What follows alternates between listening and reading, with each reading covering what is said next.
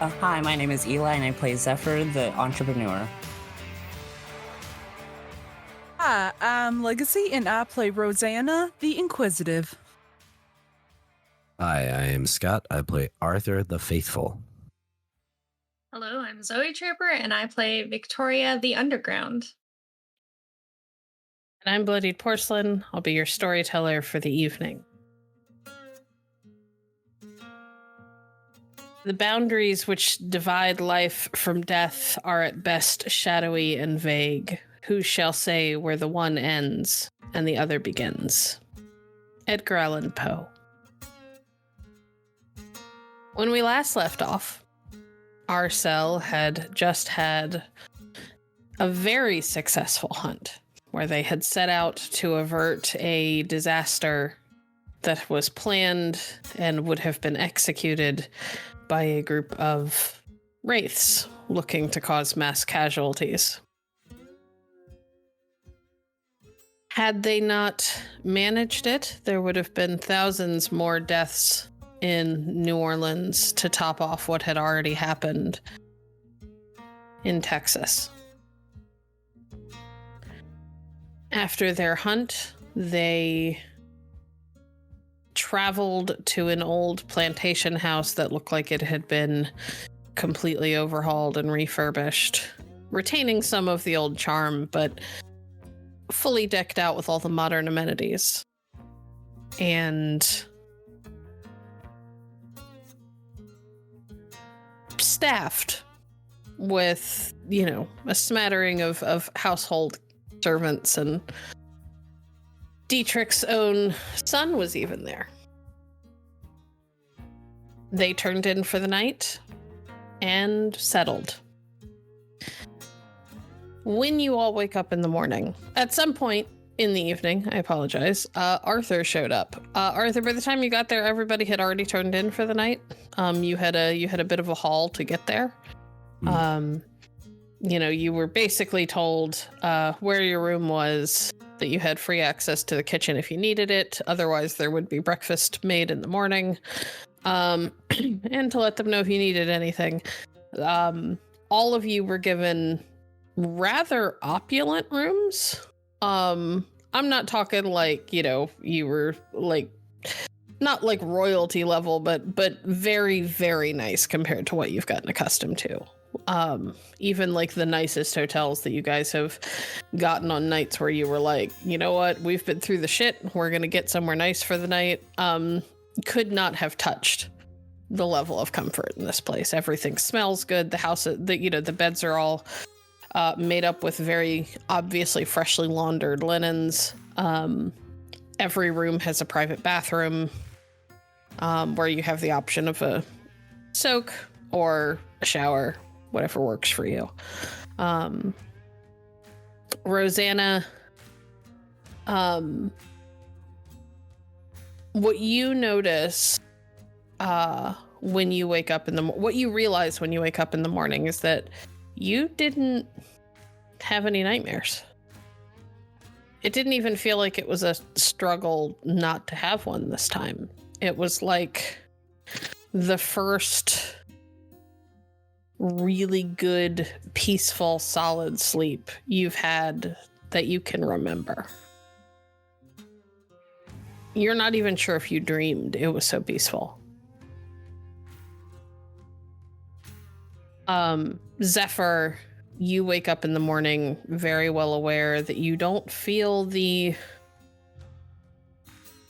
kind of cold oppressiveness that tends to come when you fail one of those rolls that you have to make every morning. Sometimes you wake up in the morning and you just have this nagging feeling in your gut that's everything's going to go wrong for you today. You don't have that feeling today. Viktoria, you slept like the dead. You wake up to your dog sleeping on your feet. Dietrich is not in bed with you, but you know that he was there basically all night. He's always woken up earlier than you. And he is currently, you can hear him kind of puttering around in the bathroom, nearby. Arthur, You had a lovely sleep. You've never really had a hard time sleeping, though, so it's not a huge thing for you. You might have been a little preoccupied and had a hard time falling asleep, but once you were out, you were out. And you wake up in the morning, all of you, to the smells of breakfast cooking downstairs.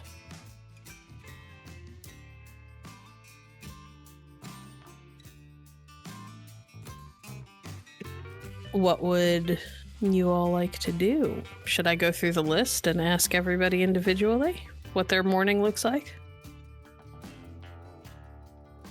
Okay, we'll do that since nobody wants to answer.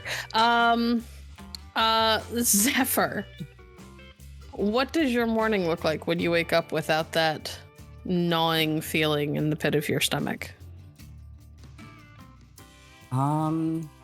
He kind of just paced around the room a little bit because it's weird being in such a nice place.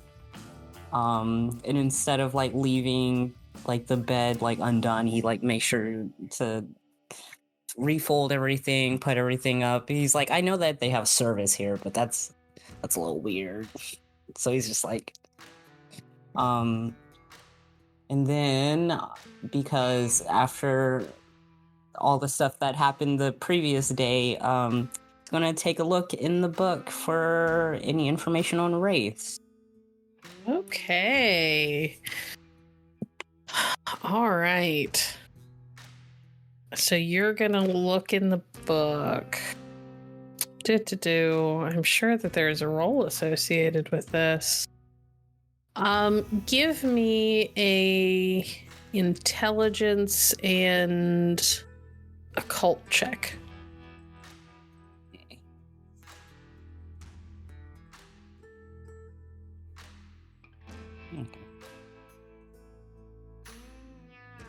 2.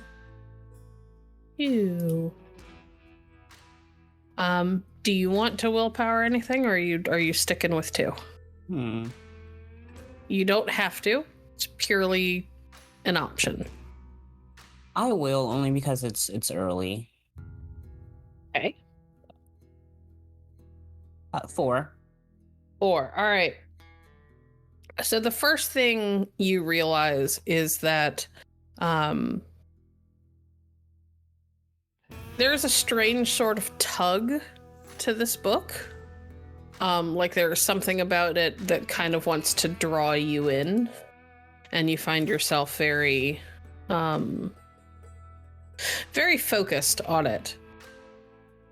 The second thing that you realize is that it is still very much in that weird gibberish language that you couldn't figure out. But as you're sitting there, you realize that it may just be that you haven't sat down with the right people to figure it out. You know that the book has the symbol of the group that Viktoria's been looking for, so she may be able to help you. And you're very sure that if you and her and Rosanna, and possibly even Arthur, but definitely the 3 of you, if the 3 of you sit down for an hour or so in the morning, you could probably put together enough of a cipher to be able to make out the rest.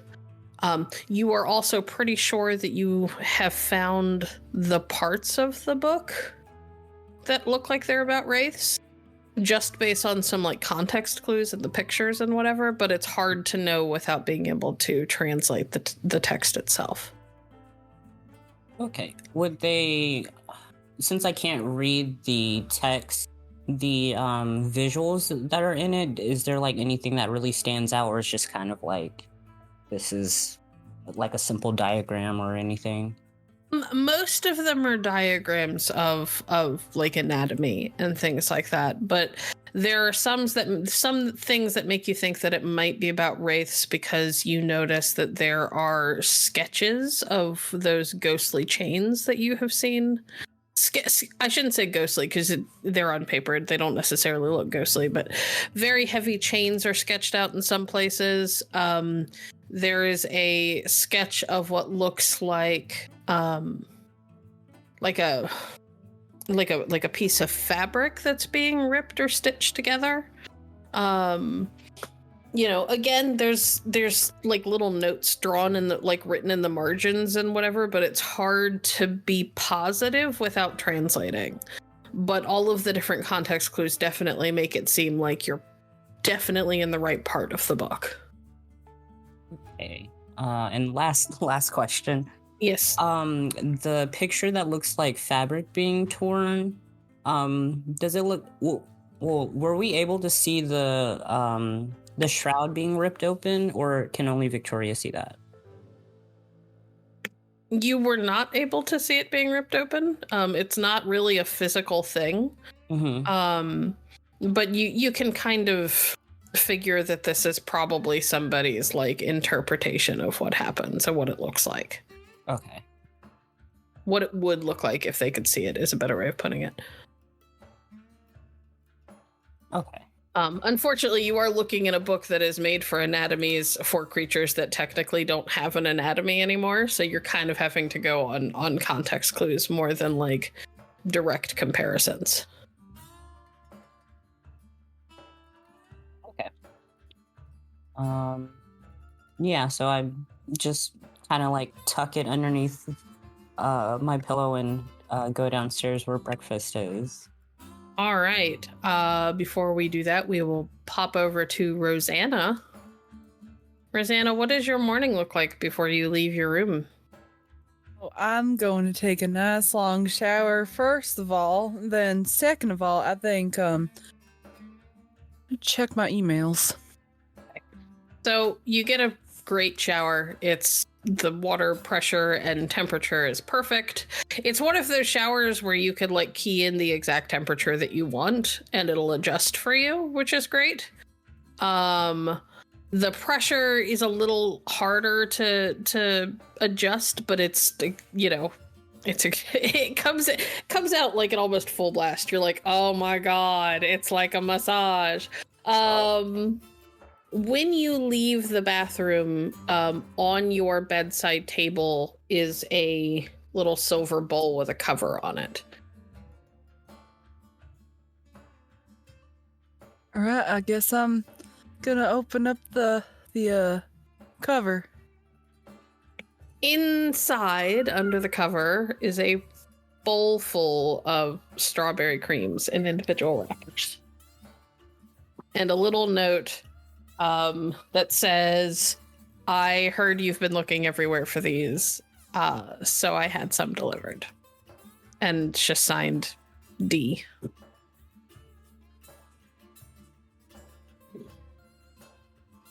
Out of character. I apologize to anybody who can hear my cat in the background. There's literally nothing I could do about how needy she is today.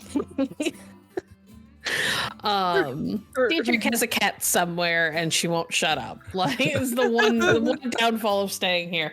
I mean, anybody who is around Rosanna's room is just gonna hear a happy little scream. Which is basically everybody except for Viktoria, who is in the master, which is on the other side of the house. All they're gonna hear is, oh my god! Dietrich has just become Rosanna's favorite person. Okay. So, tell me about the emails. Are you sending emails?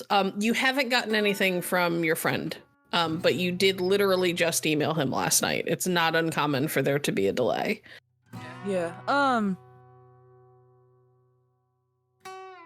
I'm mostly checking for replies. Trying to see if like maybe I gotten anything back from the two that I reached out to. I'm not expecting them to. Not yet, no. Although you did get, there is a message from one of your chat friends, who says that the girl that only showed up the one time and then sort of disappeared popped back in very briefly, and said like 4 things and then left again.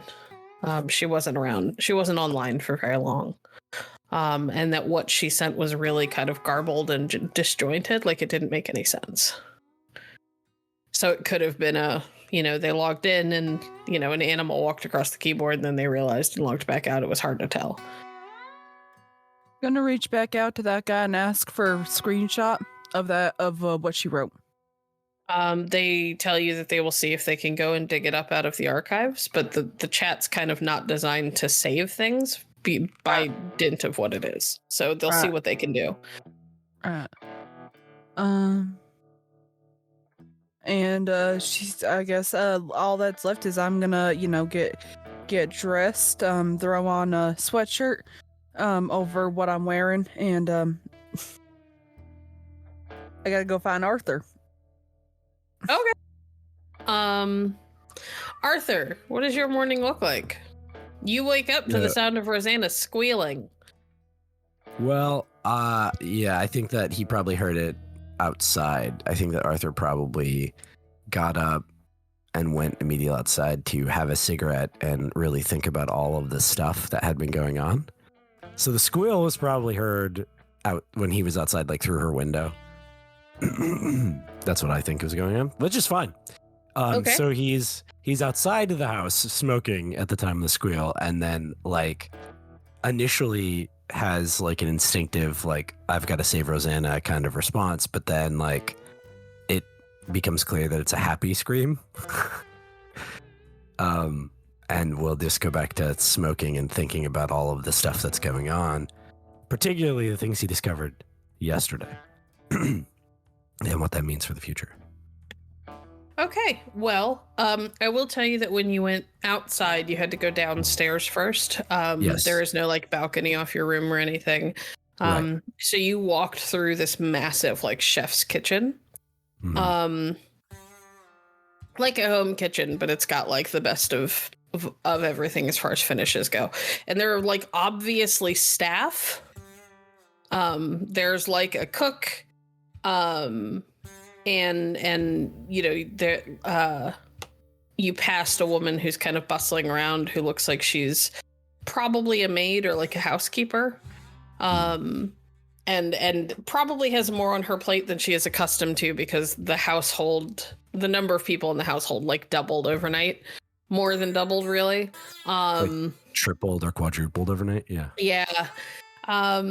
But everybody, seemed very polite. They gave you little smiles, but they didn't really bother you. The cook. Absolutely. I'm sorry. I absolutely would have done the thing where I was like, as like they're walking, like Arthur moved out of their way to very clearly not be a problem. All right. While you were outside at one point, the maid came out and put like a cup of coffee down on the table nearby. And just left it there for you. Like it was obviously meant to be yours, but she didn't want to interrupt your thoughts because you had the 1,000-yard stare going. She was just like, I'm just going to leave this here. Okay. Viktoria, last but certainly not least. You wake up to Gozer on your feet and Dietrich puttering around in the bathroom nearby. And you are incredibly well rested. Your ears don't even ring, which is surprising. But you feel like you're at 100%. Oh, excellent. No, I just kind of roll over a little bit and I kind of eye the bathroom for a while. And then I look to Gozer, who I know needs to go outside at this point, and I'm just like,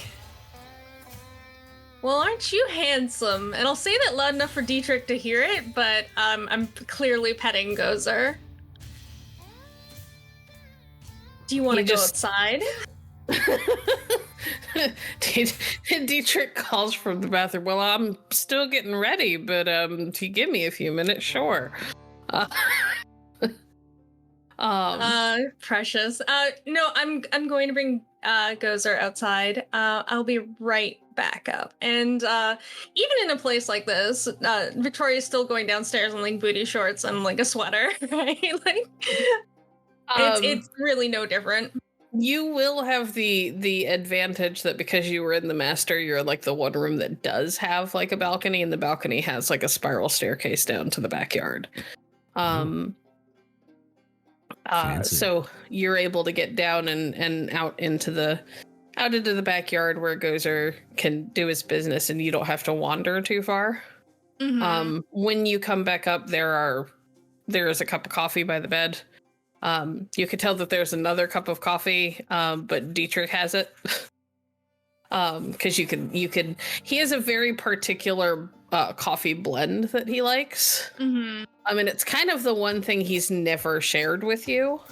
Oh, He has a secret separate coffee. he has a separate, like, he has coffee that the guests get, and then he has his coffee. Secret coffee life.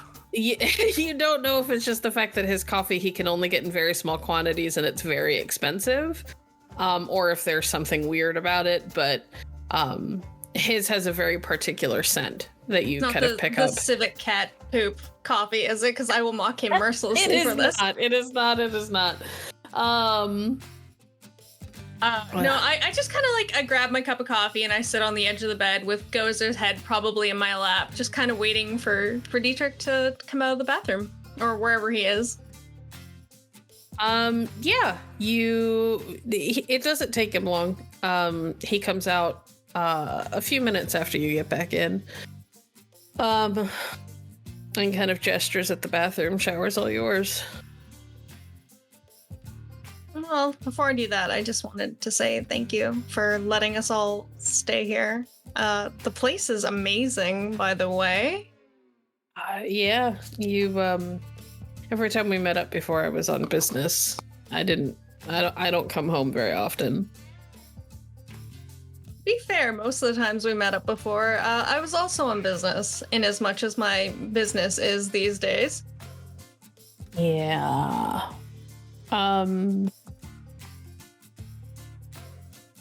I know we don't normally talk about business, but you didn't tell me much before you fell asleep. Yeah. Who the hell are these people? Like, they're friends of yours, so obviously they're welcome, but I mean, I don't see any sense in keeping it a secret from you, but we're what is collectively known as hunters. And we hunt things like ghosts and vampires. you're ghost hunters. In the less film and be cheesy online way. But yes. Uh-huh. Okay. Alright. I'll bite, I guess. I mean, you can pretty much ask any of them to confirm it for you if you like. It's just an odd little group. You've got a preacher? Mm-hmm. And hope you don't mind my saying so, but I'm pretty sure the redhead's got an OnlyFans. I'm 99% sure I've seen her somewhere. Yes, actually. You likely stumbled across her content then. Yeah. The other one, I don't know. The other one just strikes me as a particular brand of shady that makes me a little sketchy. Nah. Zephyr's good people. Just quiet. I'm sure I'll take your word for it. I'm sure you'll meet all of them soon enough. But yeah, it may shock you, but the preacher is kind of necessary in our line of work. I mean, I imagine if you're going around performing exorcisms, it's helpful to have a man of the cloth, I guess. Yep. It's just a weird...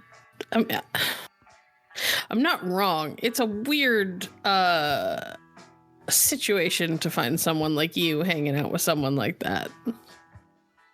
Well,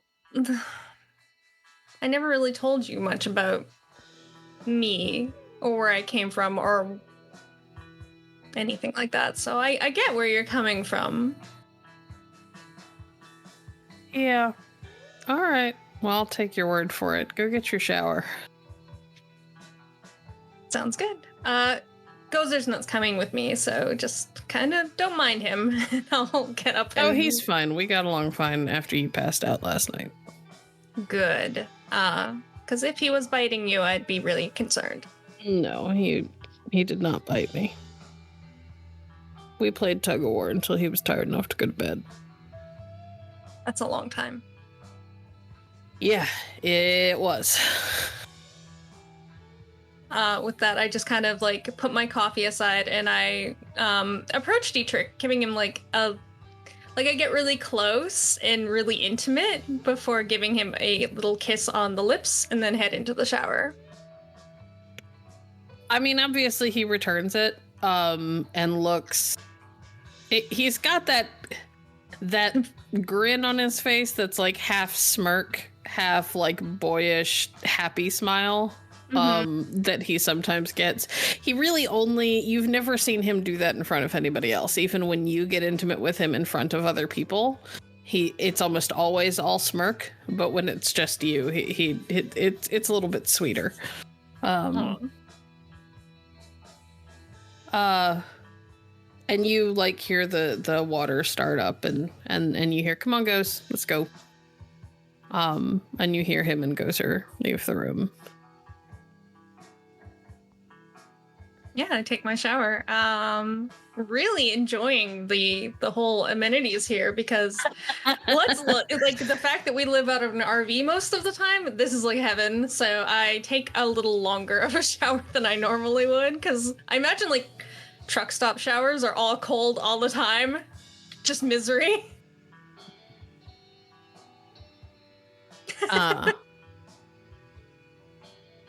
Yeah. I mean, I have some actual experience with that. They're okay for about 10 minutes. After that, then yes, they're all cold all the time. What happens if multiple people are showering?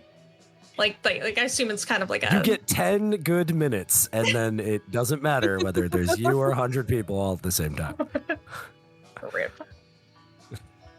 All right. So as the morning goes on and people become available, everybody sort of eventually filters into this little like breakfast nook in the off the kitchen.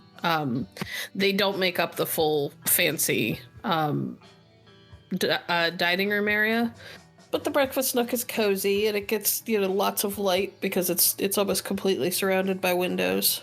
And there's a full spread. It's pancakes and bacon and sausage and eggs that you can kind of tell them which way you want them cooked, and they'll make sure that you get like eggs that are good for specifically you. Dietrich's personal chef is very good at what he does. It talks in a very thick Creole accent, and as you guys look at the spread, you realize that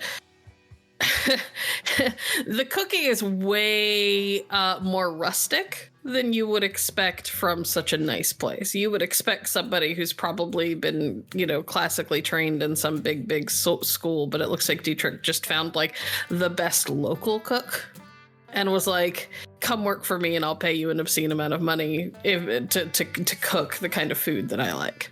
I respect it. It's right. It's all made with like bacon grease, and things like that. Really, really good down home Southern cooking. It's not the fanciest thing in the world, but it's all delicious. And you guys have some time alone at the table after Dietrich. Dietrich kind of comes in and he gets like a small plate. And kind of drops a kiss on top of Viktoria's head and says, "I'll be back in a bit. I've got some work calls I've got to make. You guys enjoy yourselves." Sounds good. It feels as though we have some things to discuss, and I kind of give Arthur a look. Like, it's the where the fuck were you look. He notices the look that Viktoria is giving and kind of meets Arthur's eyes, and his eyebrows go up like, "Oh, somebody's in trouble," and then bails. Without a word, he's just like, "I'm not going to be here when she's mad." Arthur just kind of shrugs his shoulder like, "This happens all the time." This is my life. So you guys are left alone at the breakfast table to have whatever discussion you need to have.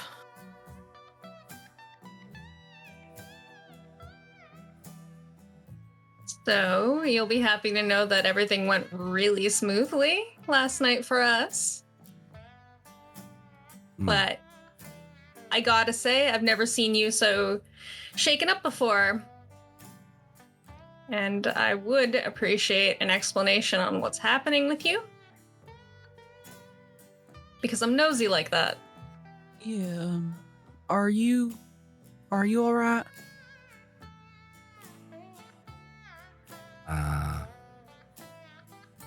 Sort of. I guess I should just tell you what happened. Nothing happened, but I did find that the speaker had a secret group that he didn't tell us about. And it didn't seem like they knew about us either. That they have their own styles and customs, and it's different. It's like almost that there were two different versions of the Church of the Rising Star, and that the speaker told different things to different people and gave different symbols to different people and different lifestyles to different people, because there were similarities, but there was enough differences that there was a different culture, which really is shocking for someone who thought that their job was to bring people into the fold, to realize now, obviously, that the speaker was obviously up to something, and I never, there was like a wool over my eyes, essentially, the whole time. Because here I was trying to bring people to the compound, and there was a whole different compound with kind of different styles and traditions somewhere else. And the speaker obviously came here, and I think that whenever the speaker was gone from our compound, this is where he was. In Charlotte? Well, outside, and kind of near. Yeah. This group saw the speaker, I guess, as often as we did, and it almost feels like the times that the speaker wasn't with us at the compound, the speaker was here.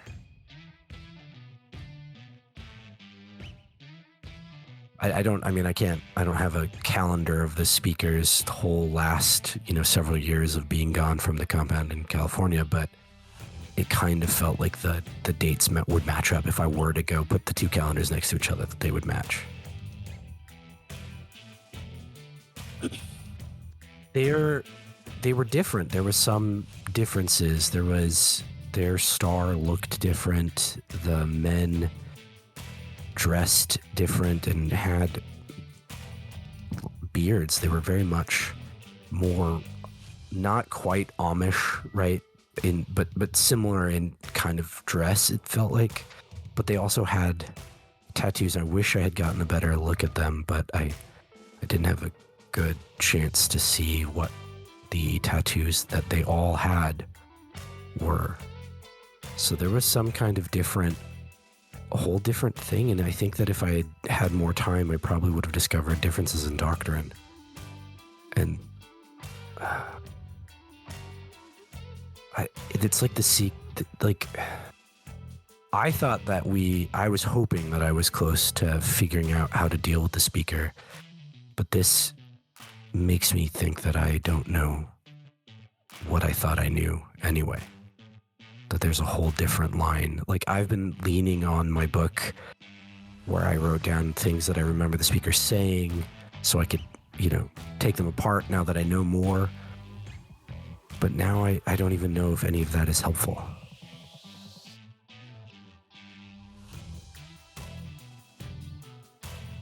Would I know anything about a separate compound or? You do not. You do know that the speaker would occasionally leave California and would be gone for a week, maybe 2 weeks at a time. You don't know where he went. And sometimes they would come back and they would be in this very, in that very kind of depleted state. That would inevitably lead to someone ascending, so to speak. But you didn't. You don't know where they went. And you didn't know anything about a second location. I will say that, given your close proximity, you're probably not surprised that there were other groups out there. If anything, the one thing that probably surprises you is the fact that they share a name. Like, that seems weirdly sloppy. But if the whole point of having 2 locations was so that they always had another place to go, which is what you would have 2 locations for, it seems odd that the name would carry over.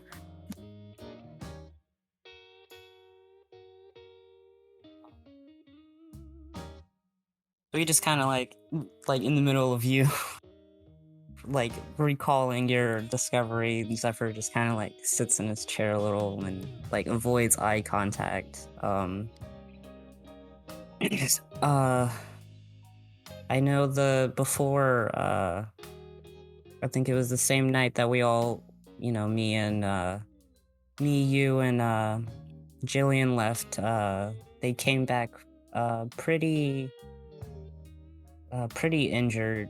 So I don't know if that has anything to do with this, but it might. I know that they left occasionally, like maybe for one or 2 weeks.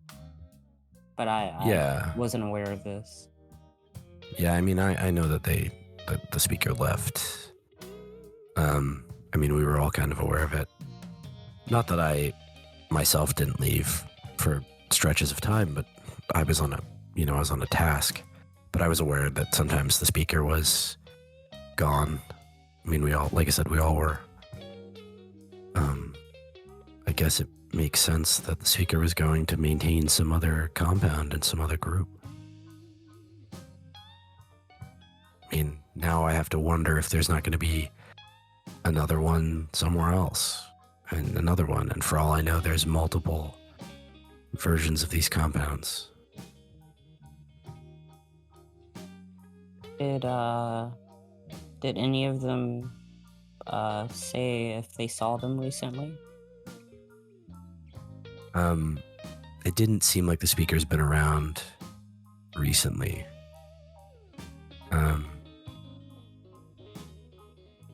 Yeah. I mean, it hadn't seemed like it'd been some time since the speaker was last there.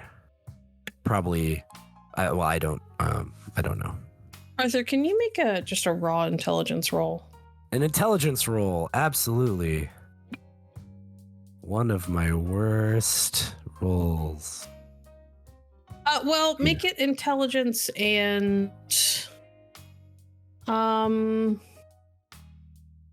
did we like establish a role that you could use as like a stand-in for like religious stuff?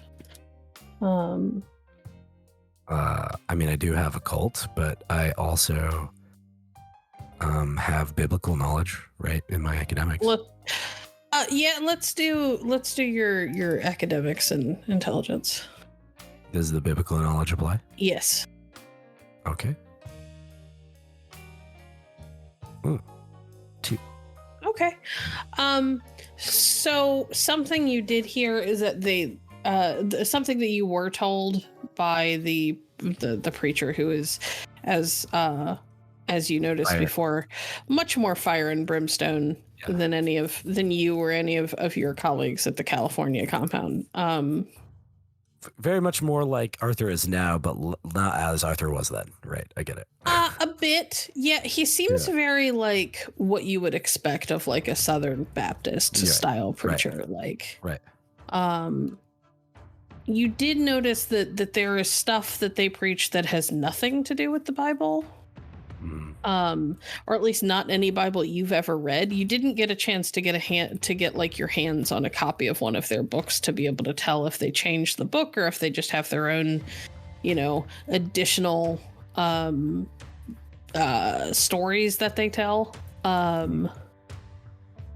There was a much bigger focus on like an end of days type of scenario. Not quite a rapture. And something else that you do notice, because you overheard the preacher kind of talking to some of the other faithful, was that they next plan for the speaker. They think the next time they'll see the speaker is when the coming of age ceremony for the young men happens, which was not something that ever happened at your compound. You've never heard of like this coming of age ceremony? Right. And as you and Zephyr are kind of like comparing notes and talking about things, it occurs to you that the tattoos, you saw them on young men who were very clearly underage. So like you're pretty sure you saw a boy as young as like 15 with one of these tattoos on his arms, on one of his arms. So you get the sneaking suspicion that because only the men have these tattoos, that it's probably got something to do with that whole coming of age ceremony. But like as you two are talking, you're kind of starting to put pieces together. When you were there, there was a lot of input and a lot of things for you to try and take note of in a very short period of time when you were by yourself, and you were very keenly aware that if anybody figured out that you weren't supposed to be there, it could go poorly for you. Like you can't ask questions about something that you should know about. Exactly. Yeah. Yeah. Okay.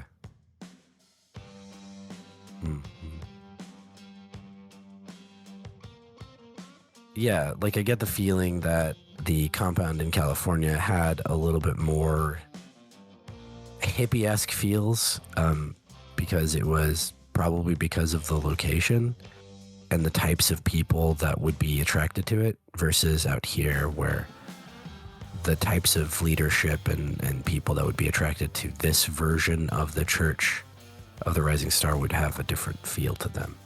Like, it's appealing to the audience, right? Than the doctrine standing for itself, as it were. And so that was, something that was different. And I had to pretend not to be shocked or surprised by any of it in order to not get discovered as, like, I was undercover, right?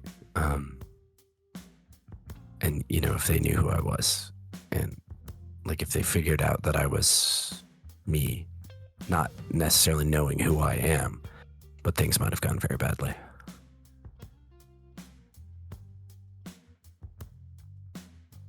I'm glad you made it back safe. That's the most important thing. Yeah. Yeah. Yeah. Yeah.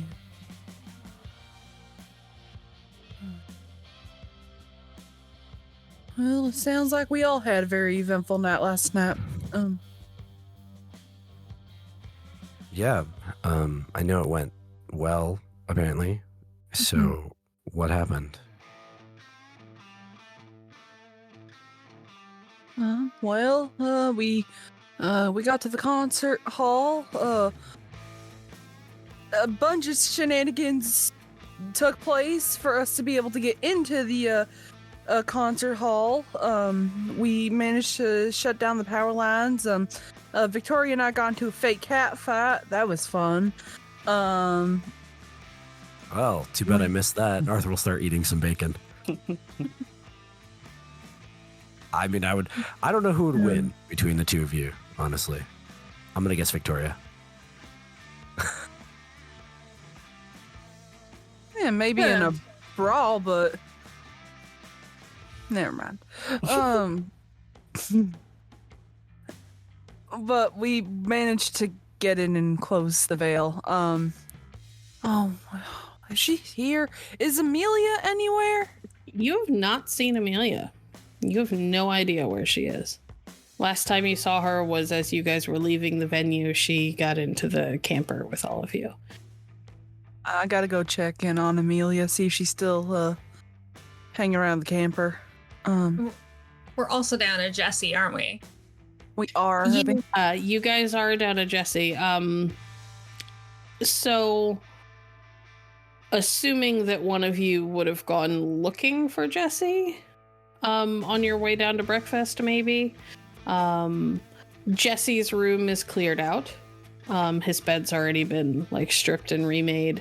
And there is a note basically saying that he got a call and some fresh intel on his current hunt, and that he wishes you guys the best, and if you need him, he's a phone call away.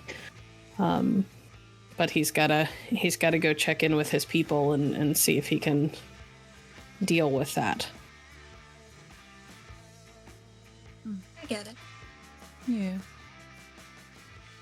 And the housekeeper would have, if asked, would have said that they called for a car to take him into town, so that he could go get his truck.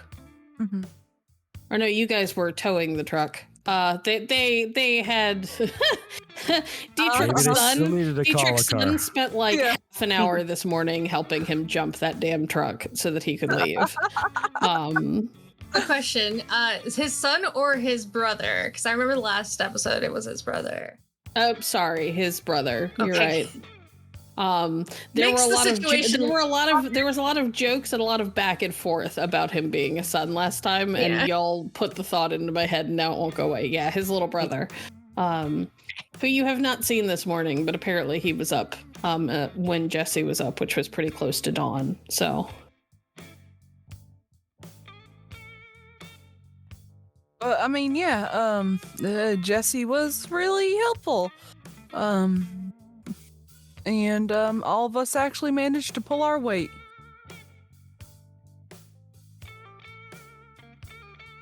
In the middle of them, telling Arthur about all the stuff that happened, Zephyr is going to get up, not run, but like kind of speed walk to his room. And then grab one of like the shirts that he stole off of the stand from the concert, and then come back and just kind of like slide it across the table towards Arthur. It's like here's a souvenir. When you go in to grab the shirt from your room, your bed is made, like freshly made, and the book is sitting on the bedside table. I don't like that. Well, you left it under your pillow. I don't know what you expect. I'm gonna put it back under the pillow. There's no maid do not disturb room hang. Yeah, if there's like a piece of paper or something, I'm gonna it's like a house, not a hotel, doofus. Get like a piece of paper and write like a small note, like, please don't touch my book, thank you. My maid's gonna be like, stop leaving your fucking book in the bed. What do you want from me? I have a job to do. Viktoria, tell your sugar daddy that I really appreciate the gift that he left me last night or this morning. Sure. By the way, apparently a fan.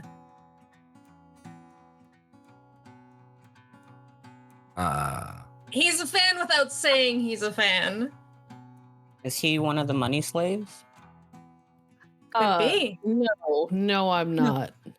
He's at the door to the kitchen, just kind of leaning against the door jamb. And he's got that pose where it's like one shoulder against the door jamb and like a thumb in his like belt loop, and he's just sipping his coffee and looking highly amused. Not that there would be any shame in that, friend, of course. No, Of course not. a manager of similar types of talent. So I have seen your work. What can I Well say? done. Oh, well, thank you. You ever need a decent manager? Let me know. More money to fuel our ghost hunting escapades. By the way, I told him. I don't know if anyone cares. By the way, thank you so much for the candies. I really appreciate it. I've been looking for these things everywhere. And she just lifts up the little bowl and puts it in front of her. And she just starts kind of unwrapping the candy and just pops one in her mouth. No problem.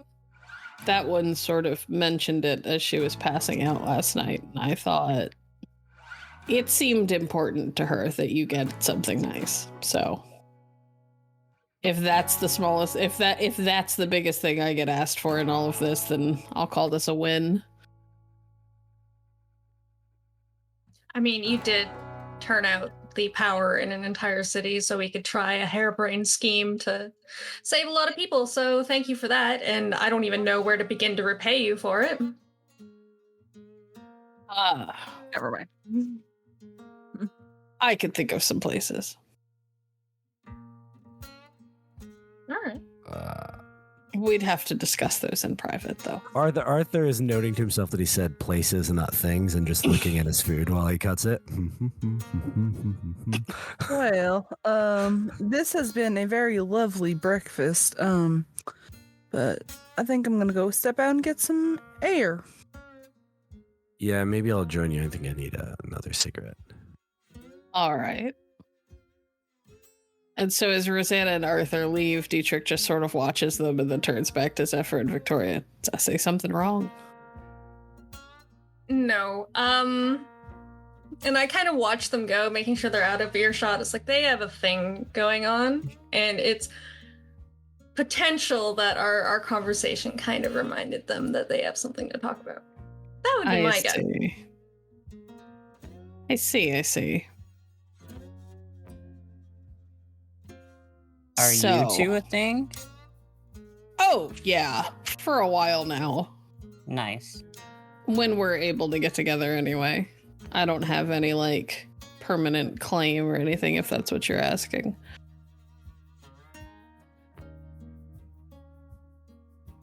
Are you two a thing? Should I be jealous? What's happening? No. I You was have more nothing to amused worry by. about. I was more amused about how you phrased that, but no, Zephyr is just a good friend of mine. Zephyr, Dietrich, Zephyr. We met, but nice to meet you again. Me, on the other hand, I'm the real person. The real threat, yeah. He will sit down and join you two. Nibble on toast like he already kind of had his breakfast, but he doesn't want to be rude. And we will pivot to Rosanna and Arthur as they head out front towards the parking lot, which is where the camper is parked.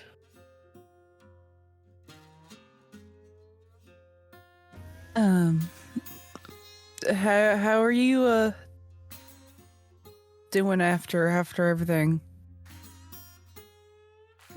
Well, I haven't been able to really process what this whole new thing means. But, yeah. See, I thought that I was so much closer to understanding the speaker so that we could do something about it, but now I don't know. What if there's a whole new set of things I have to learn to find out what exactly the speaker is? You know, it's like going in to fight a werewolf thinking you're fighting a vampire. Right. Well, then you let us help. It doesn't have to be just you. I know. I mean, I'm gonna need your help. There's no way I can come to realize that I'm not gonna be able to take the speaker down myself. And it was crazy that I ever thought that could be. Then we help. Yeah.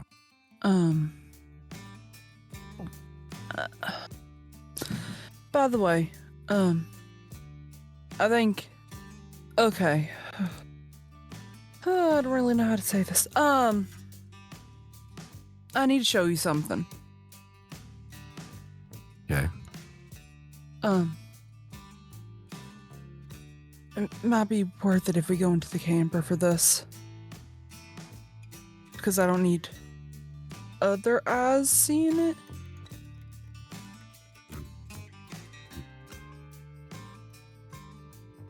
All right. And she's gonna begin to kind of like lead him to the camper and or to the RV. And while she's doing that, she's just gonna take the she's now transferred. She had transferred the bowl of candy into her purse, and she's gonna just like swing her purse over to the side, open up the compartment, take out a strawberry cream, and offer one to Arthur. Oh. Sure. Thanks. Might have been different hunts, but both were semi-successful. So. Mm-hmm. And I need someone to do this tradition with. Yeah. Okay. Unwrap the candy. Okay. And the moment that they get into the RV, she closes and kind of like locks the door. Okay. So, there was one small detail I left out during my little rough explanation as what happened last night. And okay. Just humor me for a minute. And she slides the hoodie off and kind of like, okay, so, and then shows off the new tattoo that she's got. Arthur, there is a very really, really precise tattoo of like Celtic knotwork that is, it's not fully visible because it kind of disappears into her cleavage, but there is enough that you can see like the top of what looks like a tree surrounded by a circle of knotwork. Yeah. So after Arthur starts to notice that she's trying to show a tattoo, and it looks like it looks like it would have had to have been there for a while. Like it's not red, it's not raised like a brand new tattoo would be. Right. So first he has to realize that she's showing him that, and then he starts to see it, and that's really good work, but it doesn't look fresh. Have I just not noticed it before? Well, no, I just got it last night. That's not the only thing that's new. And she's going to kind of open up her palm, and she's gonna let the wood slide out of her. She's gonna let the wood slide out of her skin and begin to form her bow. Would you like me to describe it for you? Yeah. So what you see is Rosanna kind of reaches out to you and she shows you her palm, and you notice that, and Rosanna, it's kind of the first time you've noticed because you were so busy with everything last night, there is another small tattoo like on the palm of your hand. And where that tattoo is splits open. And from it, these two long, flexible, they look like branches of a tree, grow out of her palm, and they wrap around each other until they form the shape of what looks like a bow. And the center kind of flattens itself out in one area to create like a handle where her hand could rest naturally. Arthur will immediately back up in reaction to it. Just go, Jesus, and like reach in his pocket, but keep it there. What the hell is going on, Rosanna? I don't know. That's what is that I'm trying to figure that out. I didn't even have like time to really react to this last night because of just how crazy like things were from the moment that we kind of, stepped foot. I went, okay, so there was I got a calling, right? And it was musical and it was light and it was airy and I was following it and it led me to this willow tree and I went into the willow tree and it turned into something beautiful. There was moss and rocks and everything was so comfortable and almost looked like a little like slice of heaven. There was a woman there, the long, gorgeous, black strawberry blonde hair, freckles all over her face, and she was telling me that like I was a part of some family, and then next thing I knew, like I had sharp things of wood piercing my skin and I was getting like Etch-a-Sketch tattooed all over me and I don't actually know what's going on. Like I don't know, but this what I can do with this bow, it helped us with the ghosts. Arthur? Yes. As she is hurrying and rushing to say this, you unfortunately just can't help yourself. You're still just a dude on some level. And you glance down and the tattoo is gone. So the stick is in her hand, the bow is in her hand, and the tattoo itself is missing. Yes.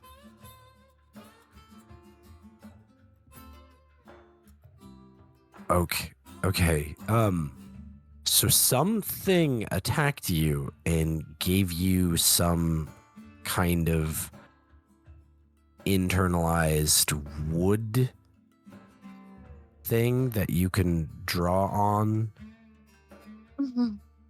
I mean, do you realize that your tattoo and this thing seem to be related?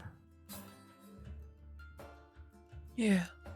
Well, I mean, yeah, now I do. I mean, I don't know.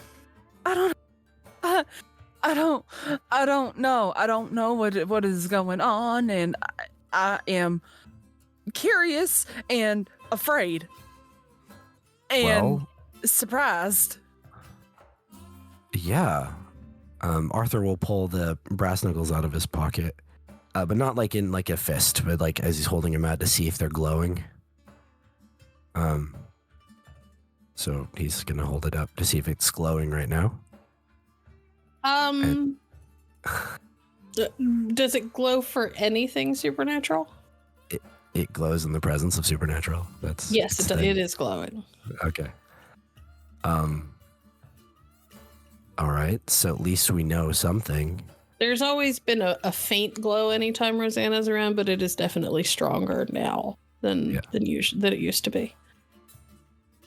So objectively, that this, whatever it is, I mean, if I couldn't already identify the fact that it just came out of your hand, that it's something else, I have to say now that this confirms my suspicions that you've been given something from something supernatural, and I don't know if that means you're infected with the shards of wood, or did you make a deal with it? Did it offer and you accepted?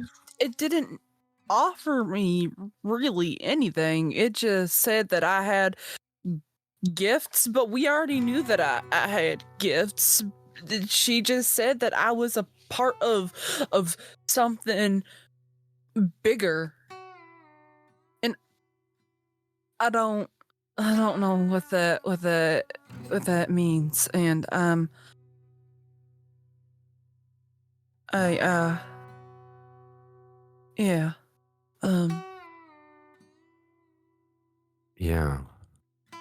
I don't,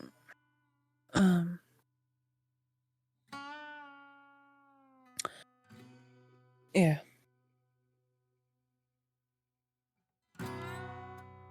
I don't know what to do anymore. Does this new thing, does it hurt you? I mean, it hurts going in and coming out. But after that, like, I feel fine. The tattoos don't hurt.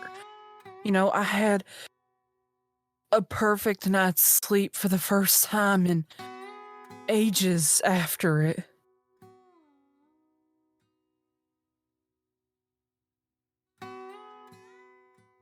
I don't know what I am. I'm not. I mean, I'm a human, I guess. Maybe. I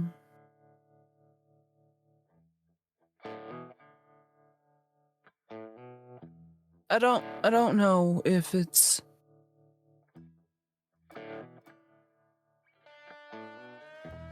and then she's gonna kind of like I'm gonna begin to like force it back into my hand.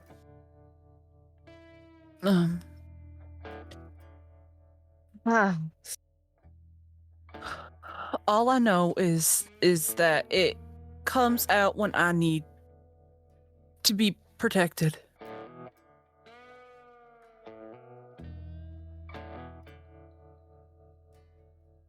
Does it? So it.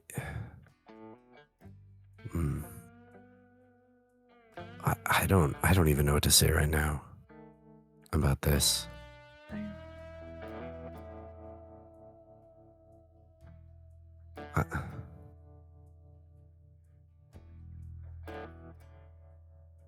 I wanted to talk to you in private about it.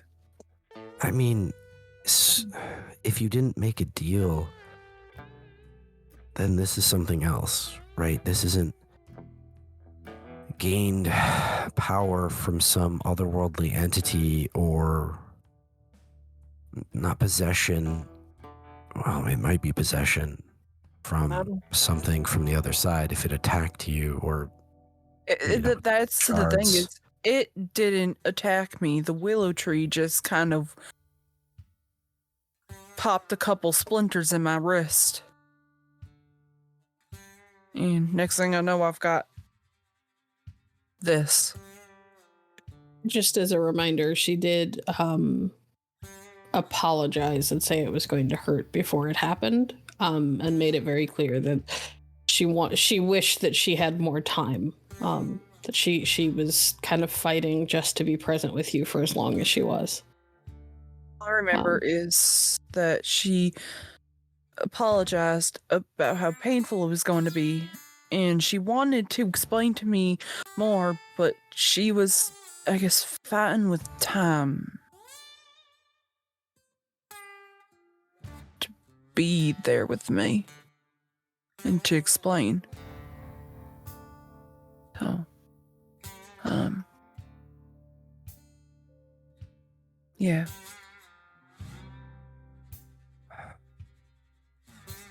You know,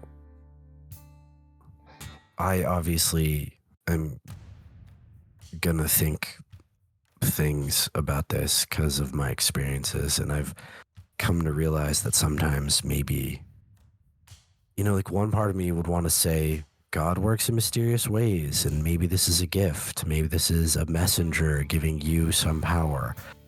But on the other side, I've been deceived by that sort of thing in the past, thinking that certain people could grant gifts from God.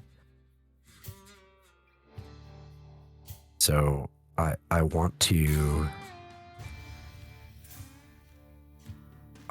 be okay, that you're okay, and hope that this is something for good, and that thing that I keep saying lately, that I keep almost like a broken record saying that we're not evil, like what we do is with what we have, or the powers that we have, is what makes us good or bad.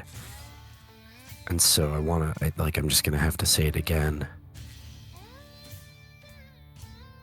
But part of me wants to say that this, whatever this is, this could be a good thing, a gift for you to fight the evil if it helped with the hunt.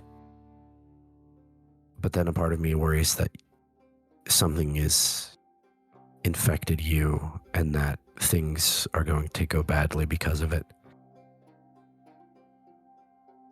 And I don't want that not for us. But for you.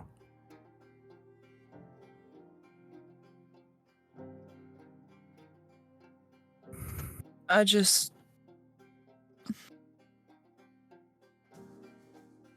need you right now. I need my rock. 'Cause I'm afraid. Like, there's something in me that's telling me that I shouldn't be afraid. But we've been through so much shit in the last, month. What if? I mean, I don't want to think that, any harm is going to come my way, but what if it does? And what if I put y'all in danger? And it's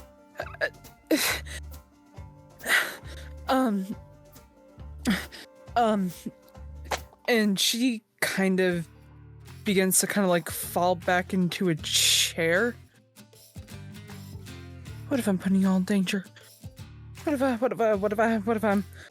hurting all everything? What if I hurt one of you guys? What if no. Rosanna.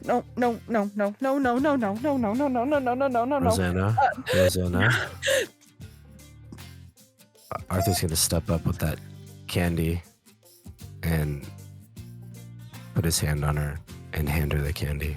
So just breathe. Breathe.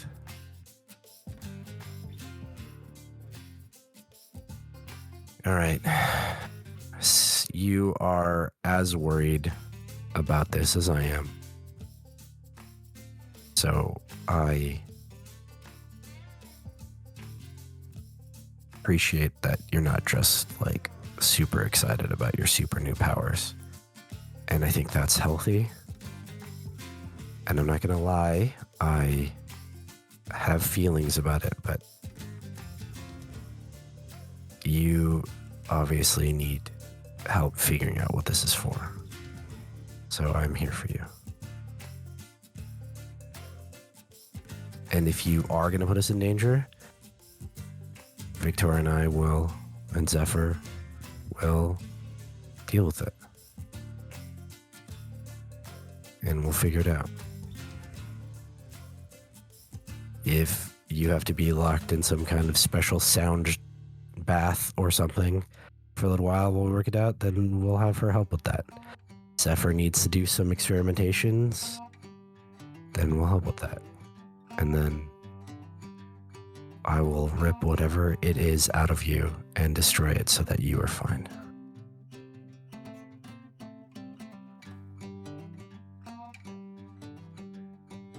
Okay. Alright. Rosanna, make me a perception and awareness roll, please. You mean a wits and awareness? Wits and awareness, yes. Wrong system. Silly Who has goose. perception? Too many things in my head.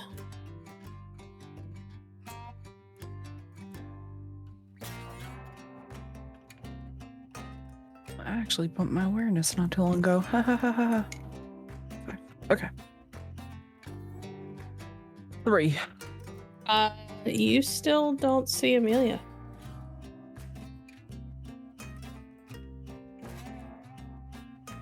Amelia's gone.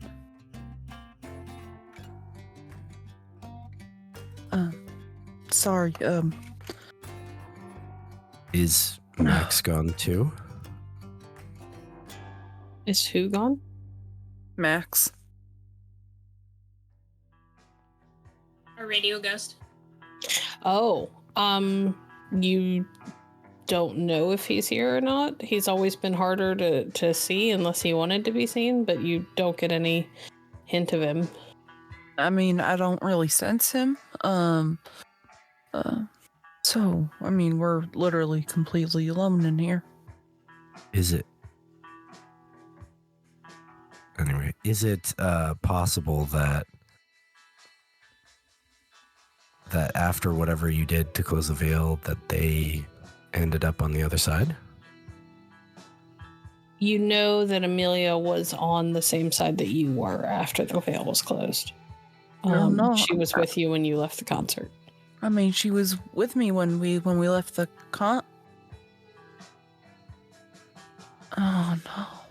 Was she with you when you got here? She was. And then we all went to Orochi. You don't have any memory of her being on the property with you. You know that she was on the road with you. You don't know when she disappeared. You all were exhausted and it was late. So you're not entirely sure when she went missing. But now that you think about it, you have no memory of her being here when you guys got out of the RV. What? She didn't react to the house, and you would expect her to react to something like this. What do we know about Victoria's friend? Nothing really.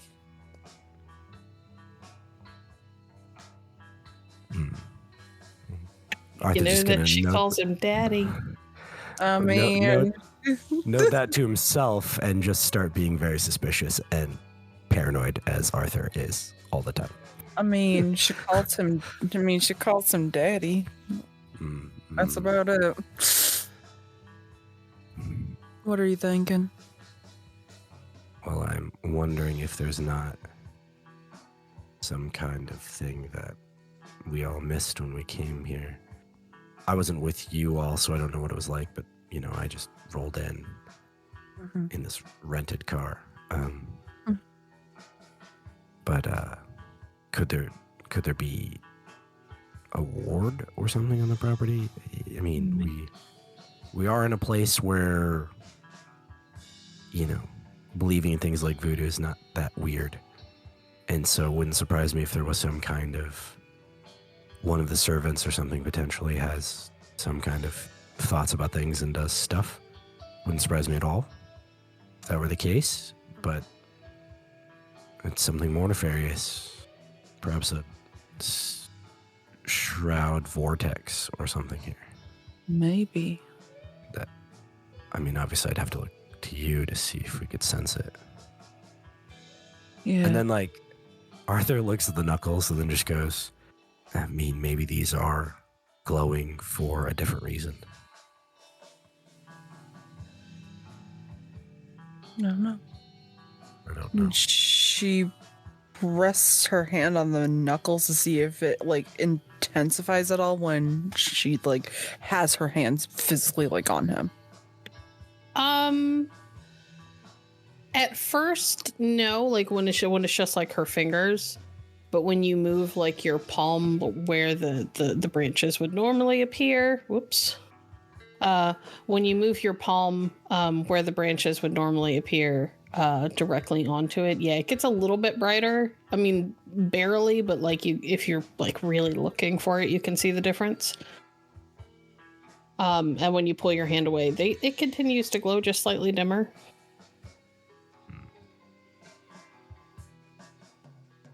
So it could be you, could be something else. It's hard to tell.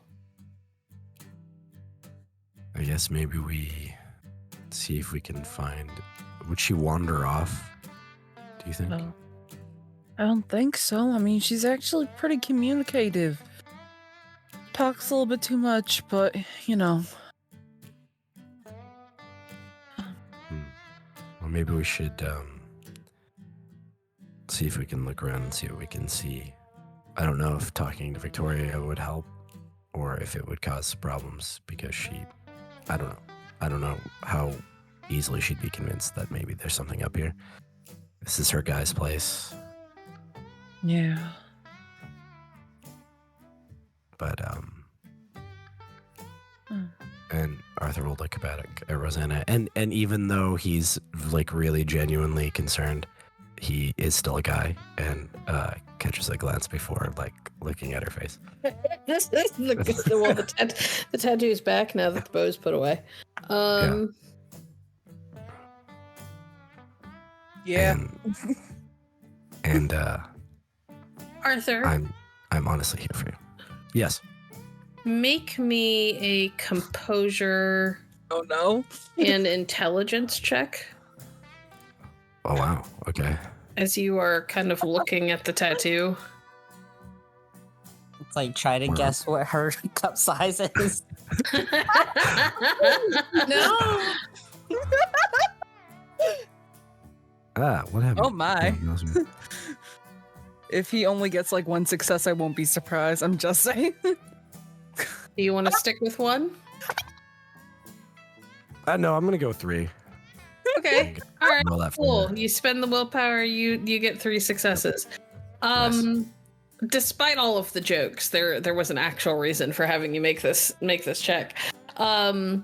You realize as you are looking at the tattoo, because you're looking at like the top edge and that knotwork that kind of wraps around the top of the tree, Mhm. and you realize why it's kind of familiar, while not exactly the same.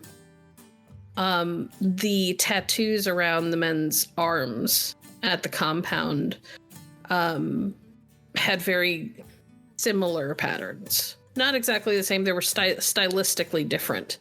But you realize that it was kind of knotworkish.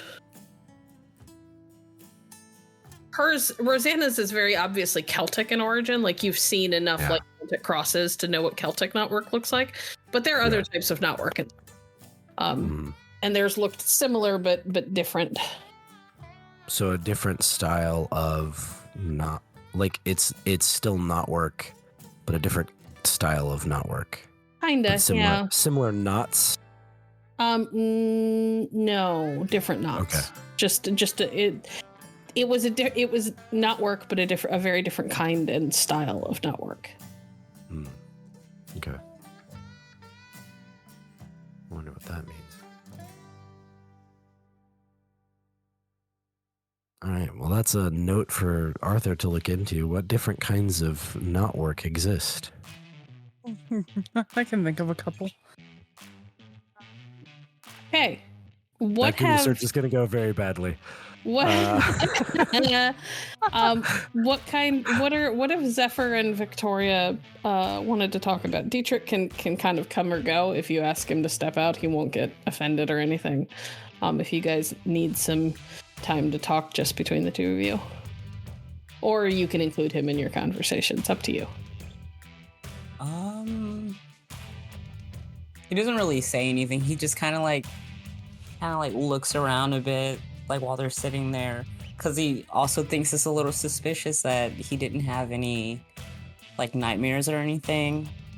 And he's like, "Oh, we are in New Orleans, and my grandma, who's like really superstitious, kind of like told me things to look out for. So I'm just kind of like, but like trying to be as polite as possible." You don't notice anything inside. It just seems like a normal house. Weird. I mean, a really nice house, but normal. There are more antiques in this place than you would expect in a like a swanky, super up-to-date place, but it is an old house, so maybe they came with the place, or maybe he just is a lover of history, considering that he lives in an old plantation home. Can I use Sensia Natural while I'm sitting here? You absolutely can. Make your roll. Is there like a threshold of successes for Sensia Natural that you have to hit? Not really. I don't know. Let me double check. And I'm positive I've asked this before, but I am prone to forget things. I think Sense there the is- unnatural. I think it's What's set, it called like, or science, depending on the nature of the endowment, must achieve It's on. 3 to Okay. 5. Yep, go ahead. Okay.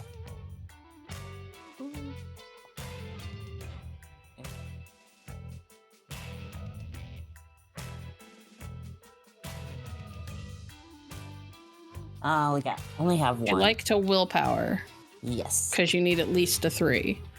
Yeah. Oh, got a 3. And you got a 3. Okay, so you don't feel anything explicitly unnatural. There is a general feeling that something about the whole place is slightly off, but it doesn't feel bad or negative in any way. Mm-hmm. It's just like you've gotten accustomed to feeling certain things when you use this power and you just don't feel them here. I do have precision with that. Would that change anything? Precision. It tells you if anyone in the room is a creature of the supernatural. Yeah. Nobody in the room is a creature of the supernatural. Okay. You can feel that Victoria's got some some vibes, but overall feels like human. And has always kind of felt that way to you, and you would imagine that it's probably got something to do with what she can do with sounds. Yeah, some of us are just baseline strange. Yeah. And like you've always gotten a pretty strong vibe off of like Arthur and Rosanna, too. Victoria's out of the three of them, Victoria's the most normal. Is the closest to normal. Arthur's faith has always kind of been a bit of a beacon for you, where there's something about him that is more than just human. Okay, and then I'll just continue to sit in silence and eat because I'm like, I don't know this man. I feel like I might be making things awkward by hanging out. I guess I'll go check some emails and let you crazy kids talk about your rock and roll and whatever.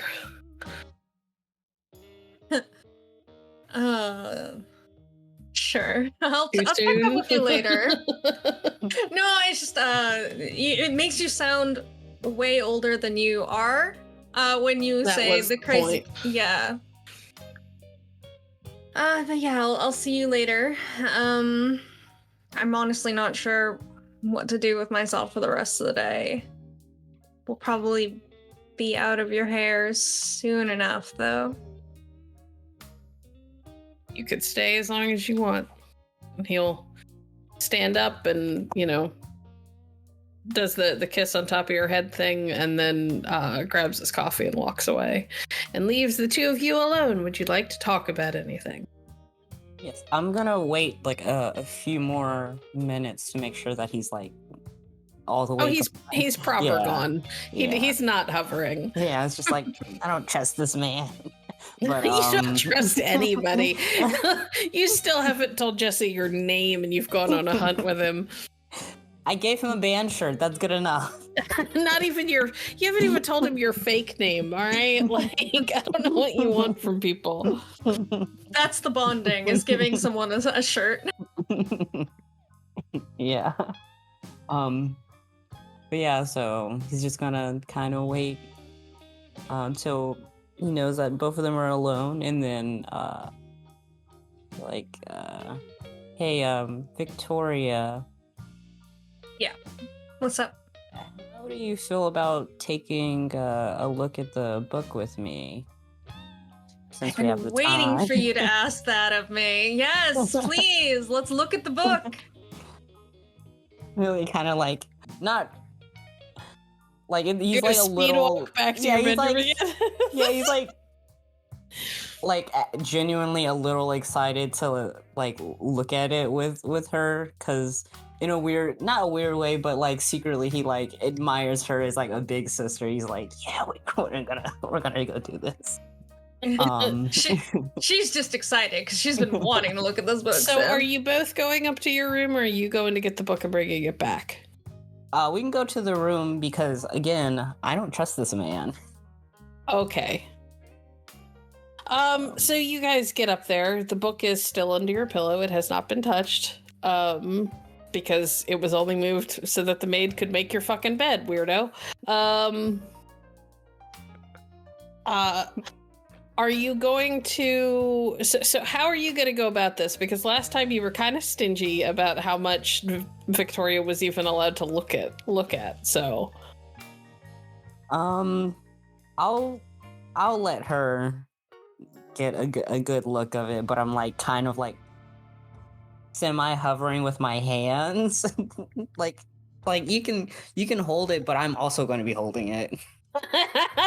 Okay, so it's this awkward, like, Zephyr is like a 5-year-old with a new toy, and they're trying really hard to share, but are struggling with the concept of what sharing is. So they're like, I'm gonna hold my baby doll, and you can touch my baby doll, but you can't hold my baby doll because it's my baby doll. Surprisingly does not bother Viktoria at all. She's just happy to get to actually I interact understand these feels.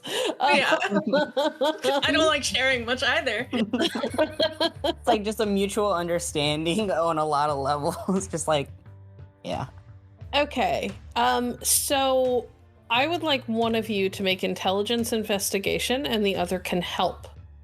I will help.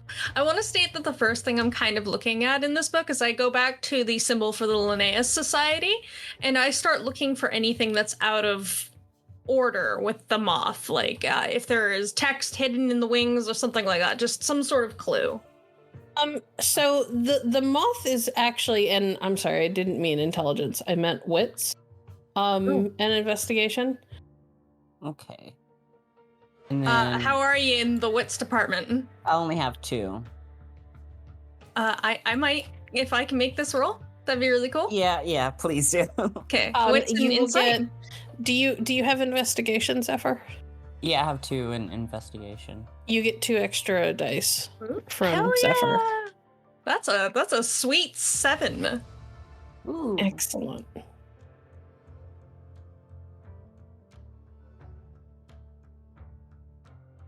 How does Wow. 5 successes sound? 5 successes. That sounds pretty excellent. Okay. So the first thing you notice is that the moth is actually exactly like what you have seen before. There is nothing about it that's different, except that it's like big and it's inside of a book. It's not that's not normally something that you would see. It's not like the society went around branding its reading material. Because if it ever slipped out of their hands and ended up in the wrong place, they wouldn't want their symbol floating around.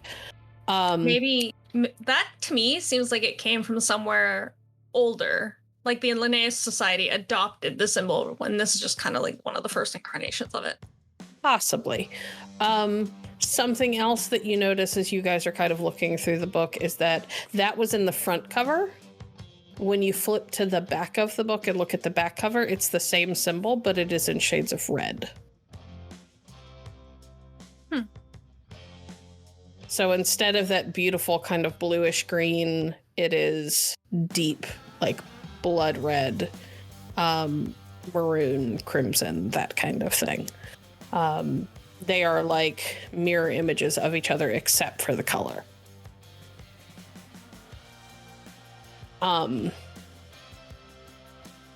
Other things that you notice, you see imagery that you've hunted enough vampires that you guys are 99% sure is vampire anatomy. You see stuff that looks like it could be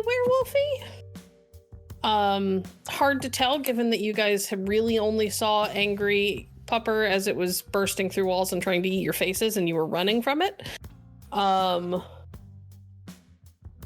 And Zephyr does eventually point out the sections that they are pretty sure are about wraiths and ghosts.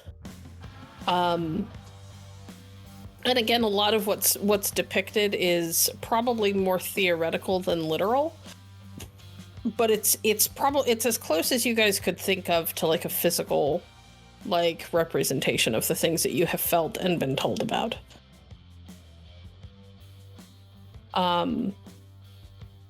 You do think that if you guys put your heads together and maybe pulled in Rosanna because she's just got that raw intellect power that you guys don't have, but with Viktoria's history, Zephyr's innate like drive to figure out the puzzle you two could probably do the bulk of the legwork on your own, and would really mostly the Zephyr thinks that the thing that Rosanna could contribute the most, if it's even needed, and it may not be, but the thing that she could contribute the most to this effort is that Rosanna could probably help you guys with like a deciphering tool on her computer. You guys have seen what she can do enough to know that she has a way of being able to turn things into gibberish with tools on there, and could probably like reverse engineer with one of those tools if it's needed. I will say this, Viktoria, you have such a you're not as sensitive as Rosanna is, but you are sensitive enough that you have the sneaking suspicion, as you were looking at things, that whoever reads the information in this book is going to have to pay for the information that they get somehow. That's not terribly surprising to you. That was a lesson that was kind of driven into you at the Linnaeus Society, that everything esoteric and magical comes with a cost. You Like don't know my what the bells. cost is. Like your bells. Yeah, no, as I'm looking at this, I kind of like look up and I meet my eyes to Zephyr's and I just go, you ever play with 3D glasses when you're a kid? Yeah. Where you got like the blue tint and the red tint? Wouldn't it be funny if just looking through a blue tint would make all the red text pick up? That'd be hilarious. I was just thinking about that because the moth at the back is red. It's probably way more complicated than that, but it would be funny if that was the solution. Beyond that, I get this feeling that if we figure out how to read this, if you figure out how to read this, it's gonna curse you.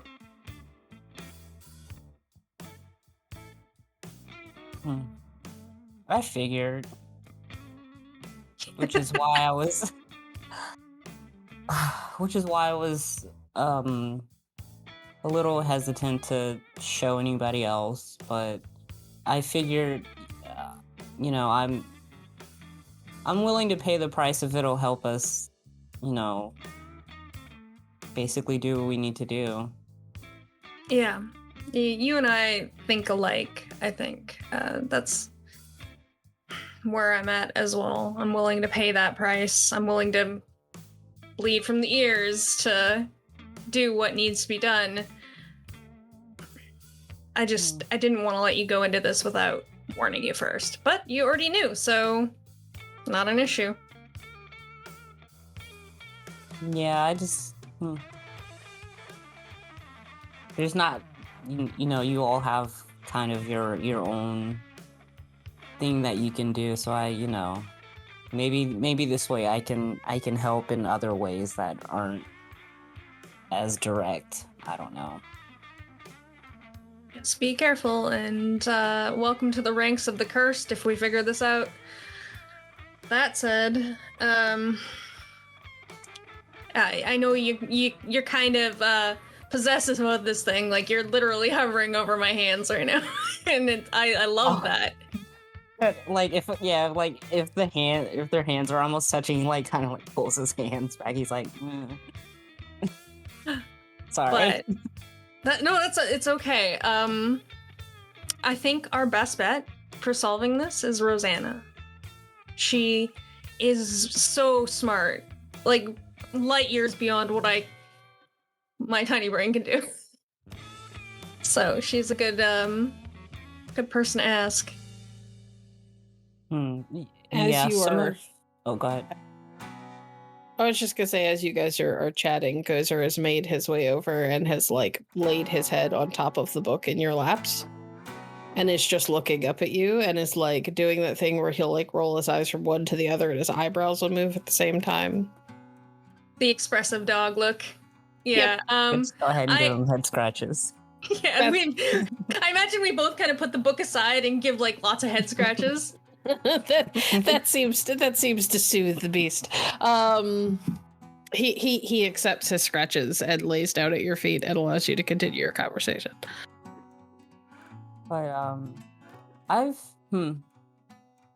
we don't really talk that often. But yeah, you're I don't know, I think you're pretty cool. I don't know.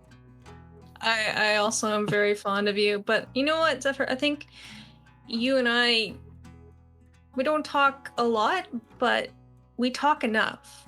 I feel like I understand you really well, despite how little we have to say to each other. Thanks for being by my side all this time. Yeah, I've been hopefully thinking. the others don't find out about our secret crying. You know what? I would rather they didn't know that. I want them to continue to think that I'm pretty tough. You are. You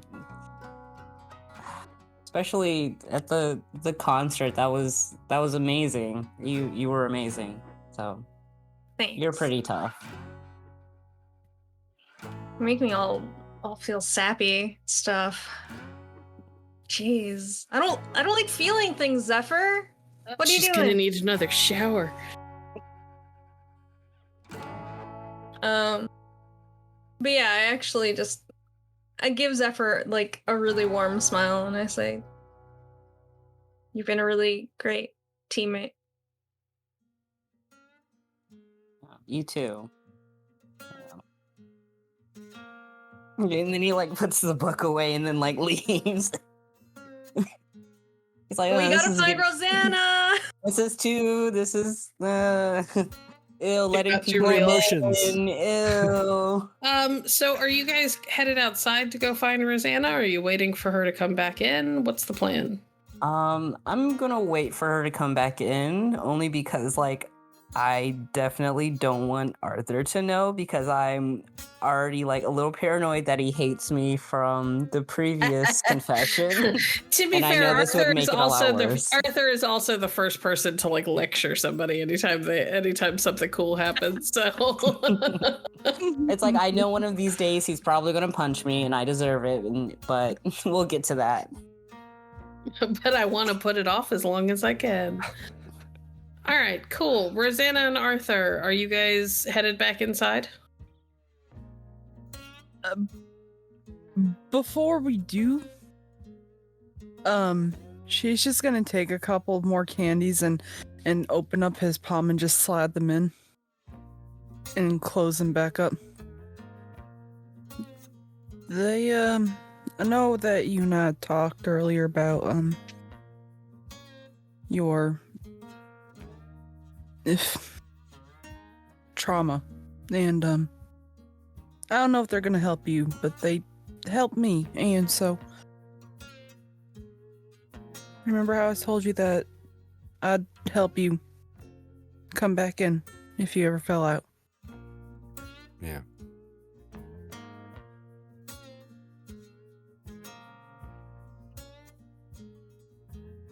You okay? Yeah. Of course. As long as you're okay.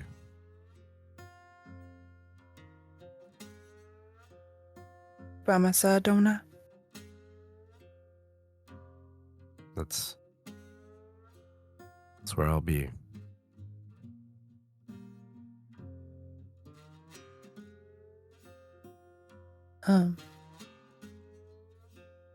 Good.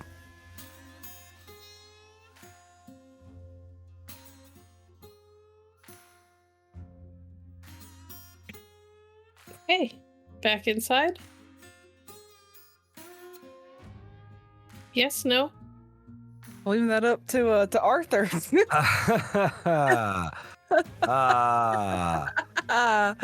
Conflicted as he is, as both a friend and slightly more than friend, and as a man, Arthur will yes start to head back inside. Be like, Is well- Rosanna following, or is she staying outside? She's gonna wait for him to like close the door, and she's just gonna remember on her breath, God damn it. They're just gonna walk out. Yeah, it should be noted there was a brief moment where Arthur was seeming to stall about something and then was like, maybe we should go inside. And Gotcha. Yeah. All right. Well, with that juicy amount of drama hanging over our heads, let's head back inside, where Arthur runs almost immediately into Zephyr as he's coming down the stairs. Oh. Hey, Zeph, you know where Viktoria is? I'm right here. Yeah, I'll just point behind. Victoria's Okay. just up the stairs. Is there somewhere we can maybe talk?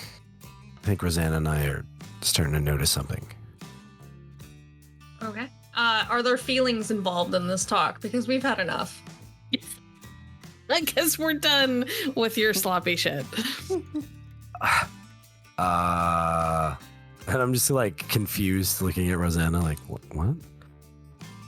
I just kind of wave it off like it's a joke. Like, no, it's fine. I don't know. We can go in the RV.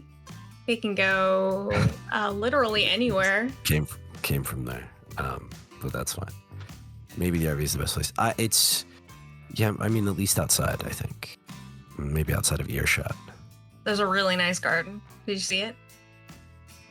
I mean, I have seen it, but I haven't gotten to look at it. Me neither.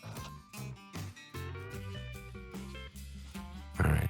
Okay, so Let's outside, go. Inside, outside, outside, inside, inside, outside, inside.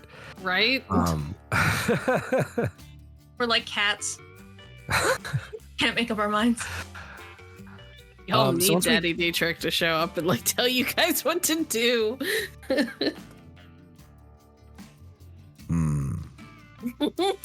Don't call Arthur out like that. Anyway,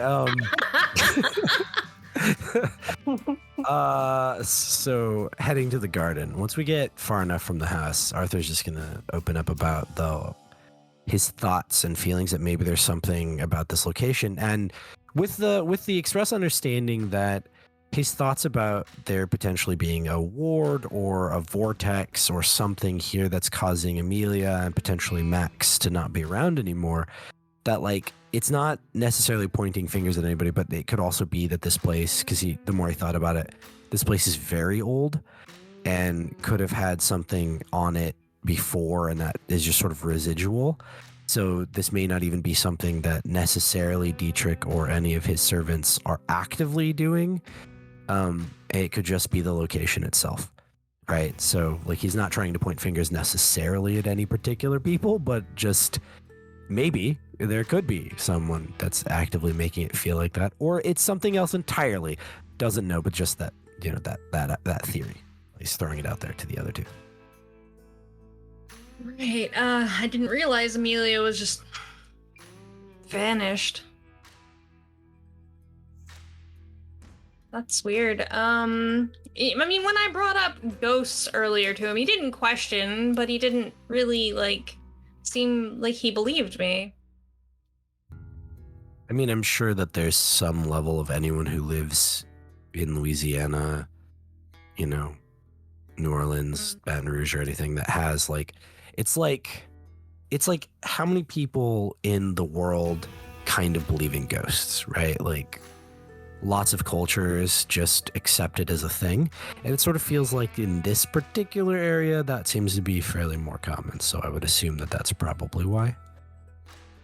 Makes sense. But I don't know this Dietrich person very well, so you would be able to answer that better than me. I've always known him to be kind of straight and narrow. I like, you know, just trustworthy. But I guess we could. If it comes down to it, we can't figure out any other way to discern this. We could just straight up ask him.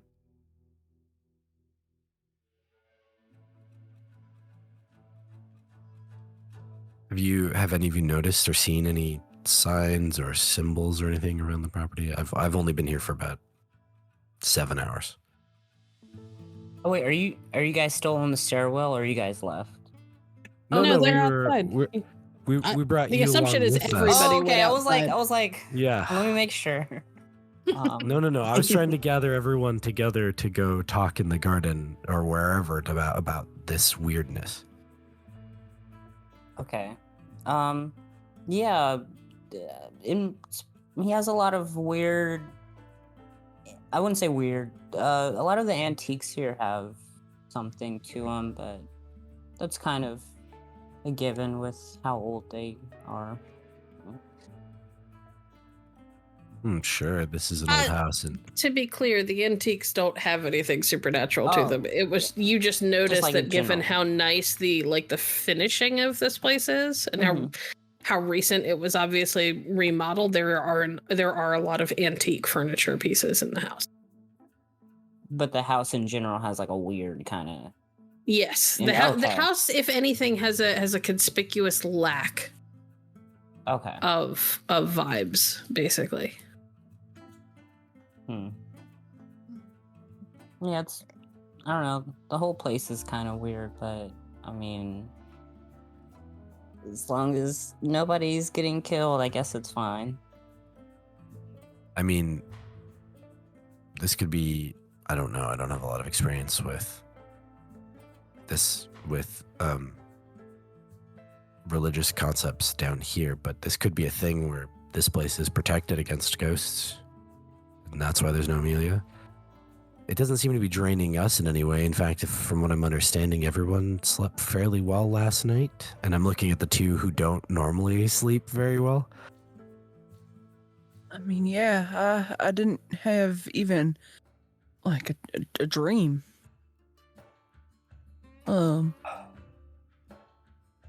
I don't know how you slept last night, Zephyr. Yeah, I also didn't have any weird dreams, but I mean, if Viktoria trusts him, I'm sure we could just ask him directly. Yeah. I should also mention that I went to bed last night being pretty beat up, and woke up feeling good this morning, so that's weird. I Yeah. expected to be hungover today, or as close a proximity to hungover as one bleeding from the ears can feel. Mm-hmm. Well, then I guess maybe I'm just overthinking this, but I also, of course, overthink anything that looks like a gift. Which is understandable. But Hard to expect nice things in our line of work. Exactly. Usually someone had to do something or sacrifice something or make some deal with something to get that kind of thing. Or it's just going to kill us all. And it's Jillian in disguise, right? maybe. Yeah.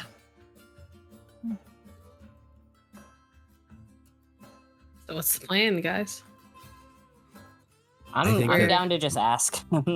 ask. Yeah, I think that we Detroit. should just ask. If we can see any or notice anything, then great. If the garden has anything weird in it, great. Then we can maybe start figuring it out. But I think that for the most part, we'll just ask Dietrich and then figure out what our next move is. I won't make you guys roll. Those of you who have the ability to sense things that are supernatural or otherwise, for the most part, just notice a conspicuous lack. Given how old this place is, you feel like it should have more going on with it than it feels like it does. I assume Viktoria will be the one to go find Dietrich. Yeah. He is in his study, which is, large with like floor to ceiling built-ins that are just filled with books. There is a violin on like display pegs along one wall. It looks old. Looks like an antique, probably worth a pretty penny.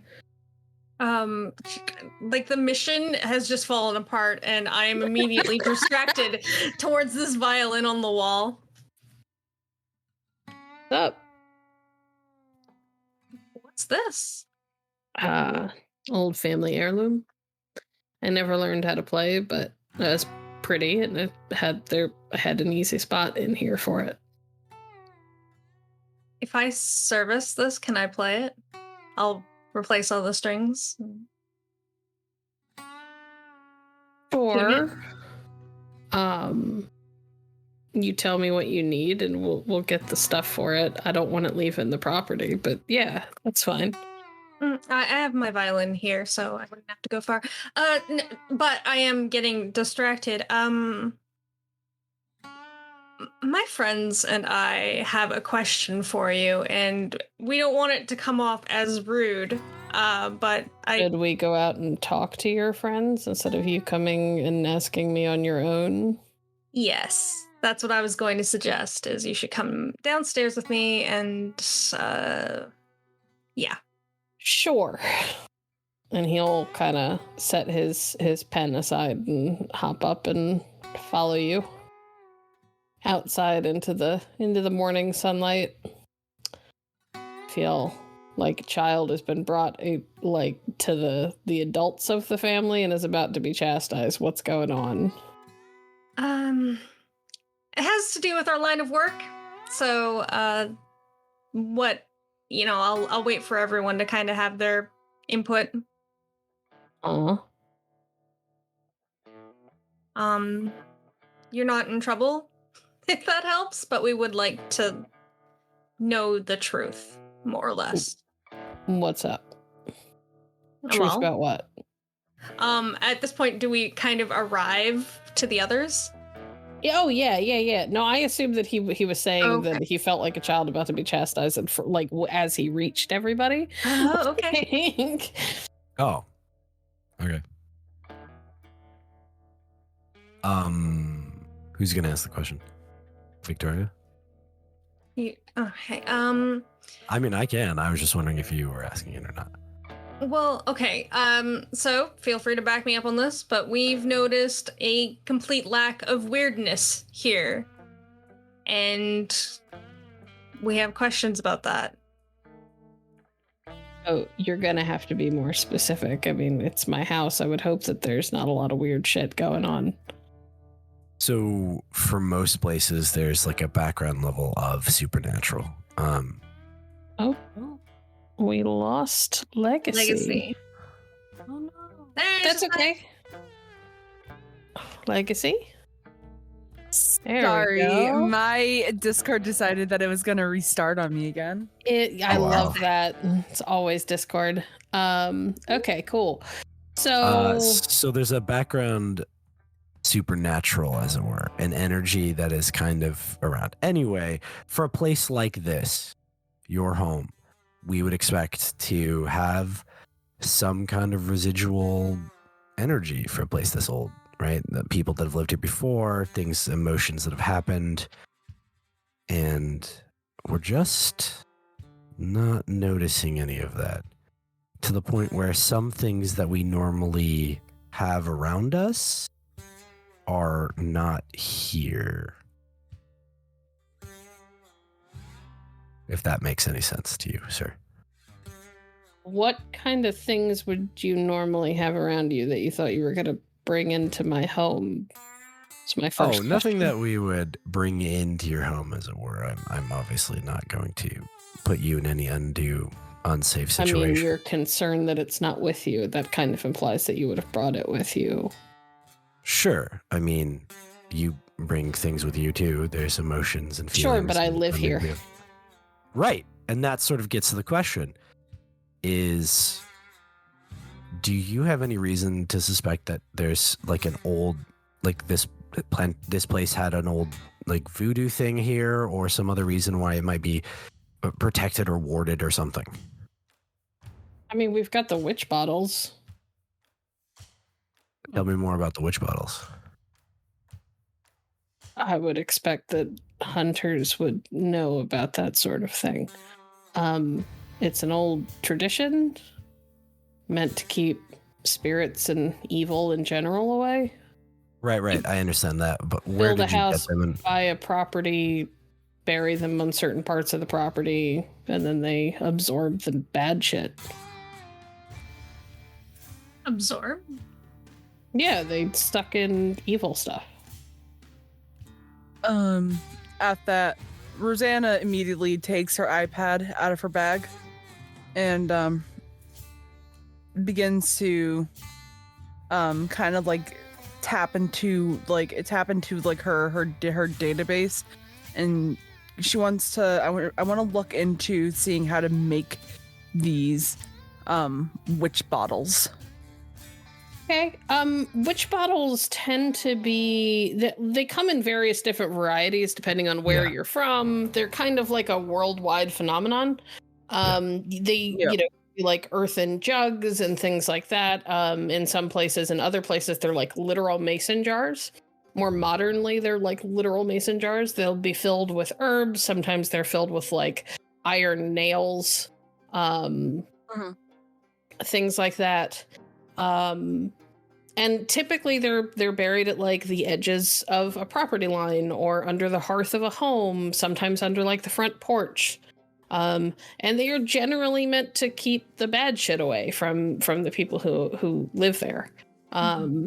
There are also, you find, with a little bit more digging, you find instances where rather than them like kind of sucking in and absorbing evil, they just sort of radiate a general like protective barrier almost, especially when they're put on the edges of the property. That sort of thing. Dietrich does not seem at all surprised that these are here. He obviously knows about them and doesn't seem surprised they work. They've just been around for a very long time, or did you have somebody put them in? Like, did one of your servants want to put them in? Or your chef? My family's owned this place for like 5-6 generations. We replace them every few decades. I replaced the most recent set when I had the place refurbished and moved in because nobody had lived here for a while. I paid very handsomely to have a voodoo madam from the city come in and replace them for me. Well, sir, I have to let you know that you did not get swindled. They are working. Well, that's good. I mean, it sounds, and I'm going to look at the others and I'm just going to say, I mean, that sounds legit, I have to say. I mean, I don't see anything, so. Then I had her do a general blessing on the house itself because nobody had lived here for so long, but. Seems like you've done your research, sir. Sorry to interrupt your business then. We were just confused because we don't normally encounter people not in our line of work who would do exactly what you've done. I live in a very steeped in tradition and folklore part of the U.S. Yes, which is what I said earlier. And I looked at the other ones to confirm that I did in fact say that earlier. You said that. Yep. So what were y'all trying to bring onto the property that didn't follow you? I have a friend. Straight with us? Yeah. A friend? Mm-hmm.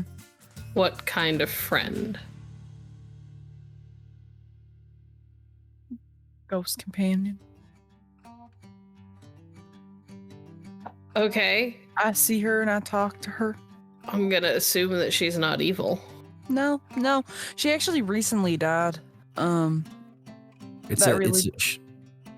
Shit. And he's gonna look over at Viktoria. You pick up a ghost in Houston? Yeah. Yeah, an unfortunate soul who was caught in everything and was yet to cross over. About mine and Victoria's age. Well, if she's not evil, one would assume she didn't get sucked into one of the jars. She's probably stuck at the property line, I would assume. If that's how the witch bottles work, yeah. Could always go check. Yeah.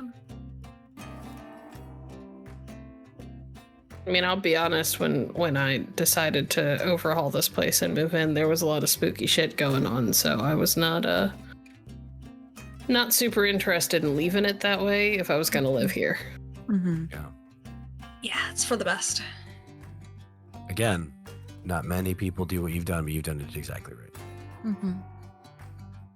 Well, that's something, I guess. It's good to keep yourself safe. Yeah. Anything else I can help with?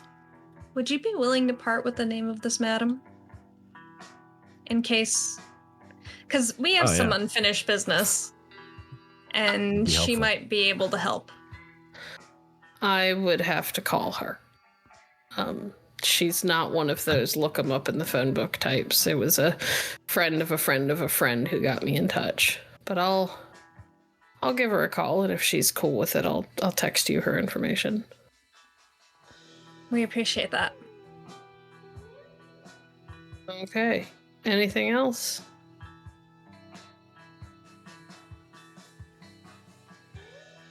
Not that Not I can think of. Not on my Okay. end. Is there anything we can do for you?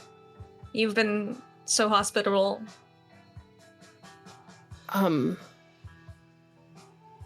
Not you specifically, and he'll look at Viktoria, but the rest of you could make a promise to bring her back safe.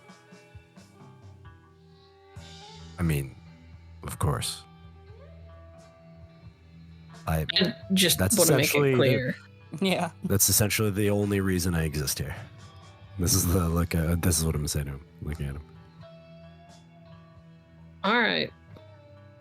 Just understand that if you don't, you'll have to deal with me, and you don't want to deal with me. Don't worry, we'll make sure she's nice and safe and well fed and snuggled up just right. Make sure to water her daily. Take her out to the bathroom.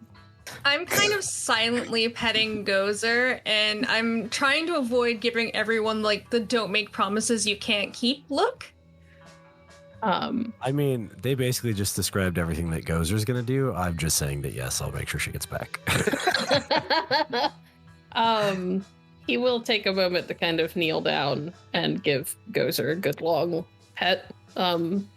He and Gozer have clearly already figured out the pecking order. Victoria's on top. And Daddy Dietrich is on the bottom.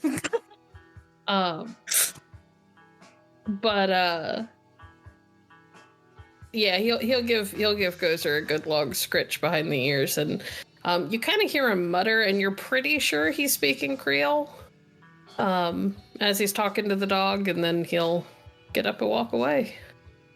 Well, you guys stay as long as you want. Let folks know if you're leaving, so that and whether or not to expect you back. Yeah, we should figure that out. But as soon as he leaves, Arthur's gonna be like, yeah, so I mean, that was exactly what a person should do. So I suddenly just wanted him to realize that I kind of respected that he did that. If you're gonna buy a house, especially a plantation, you should probably do that. Yeah. Yeah.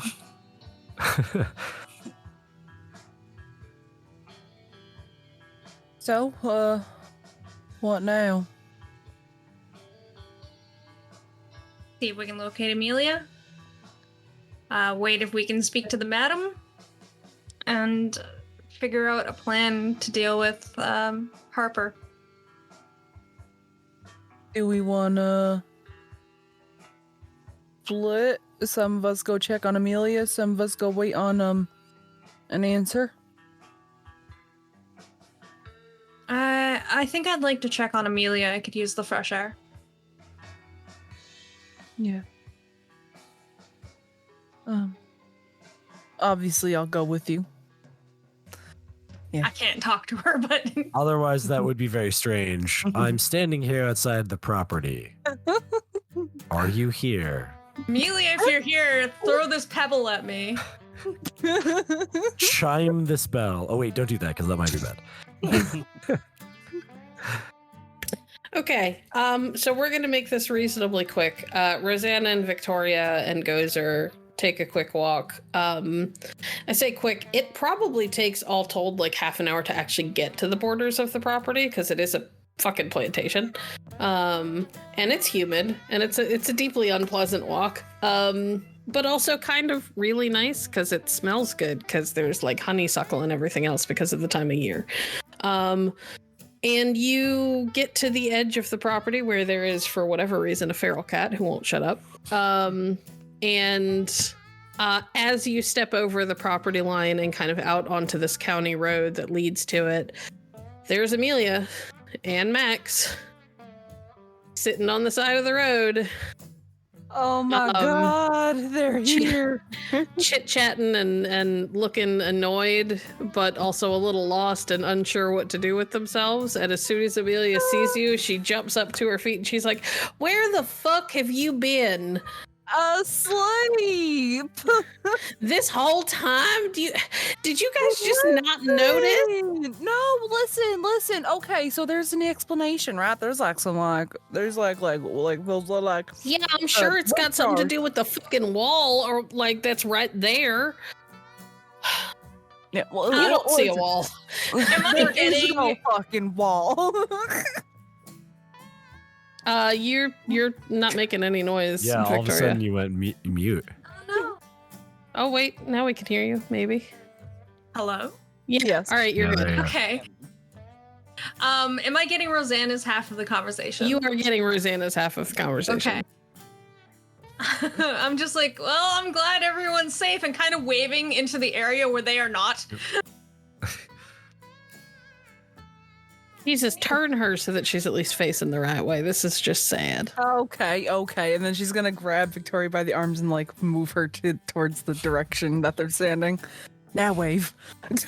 Amelia's Hi. waving back. There you go. She's waving back. Oh, great. Listen, so I kind of promised Amelia a gumbo date. Okay. So, don't know if we were waiting on the boys to figure out if we could go see the voodoo lady, but I mean, here's the issue. We're safe here. And this is something I was thinking about last night. We just threw the biggest monkey wrench of monkey wrenches into the plans of those people that are running around causing all this trouble. If we step out of here, I worry they might be on us pretty quickly. So I would respectfully wait on your gumbo date. well, yeah, I mean, eventually we're gonna have to step out. Like, Yeah. trust me, I'm fine. Like, listen, if I didn't have these two out here, like, waiting for us, I'd be perfectly more than 1000% fine sitting where we have safe walls away from the ghosts. No offense, guys. Safe walls away from the evil ghosts, because guys, you know, you're not evil. You're fine. She's like obviously going from like Victoria back to like them every time she makes like a comment of like, don't worry, you guys are fine. But like, I mean, what's gonna happen when we have to step out to go and finish what we started? I assume the Orpheus group and Nem are going to be on us pretty fast. And I would prefer that we're together for that. I mean, you remember when Harper just showed up to us at the one safe house, right? Just knocked on the door, invited. Herself in. Yeah. Well, who knows? Maybe my new gift will help us out a little bit. I was pretty out of it. Is this new gift you speak of a bow?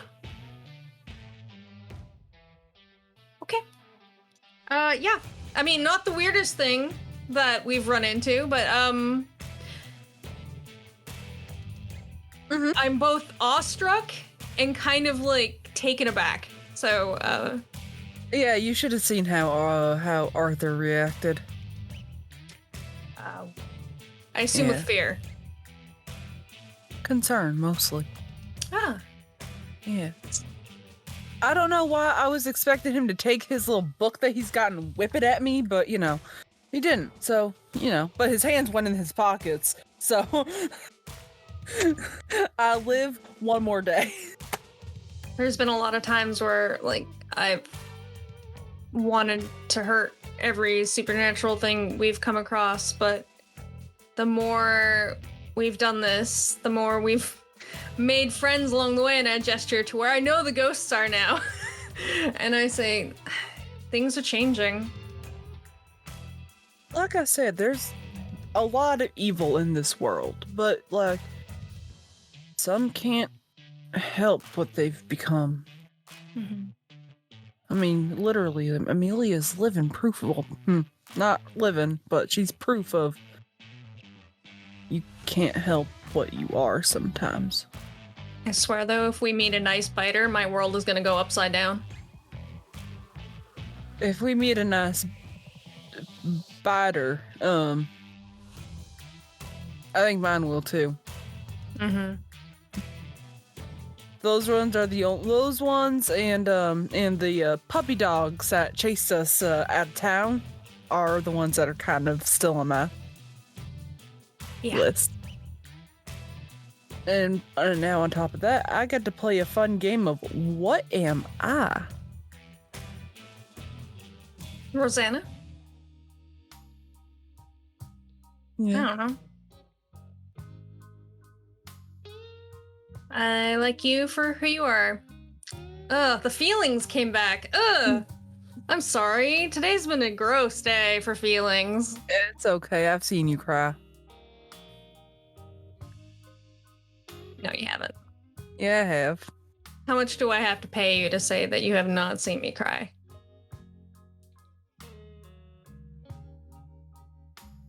Take me on a date and we'll talk. All right.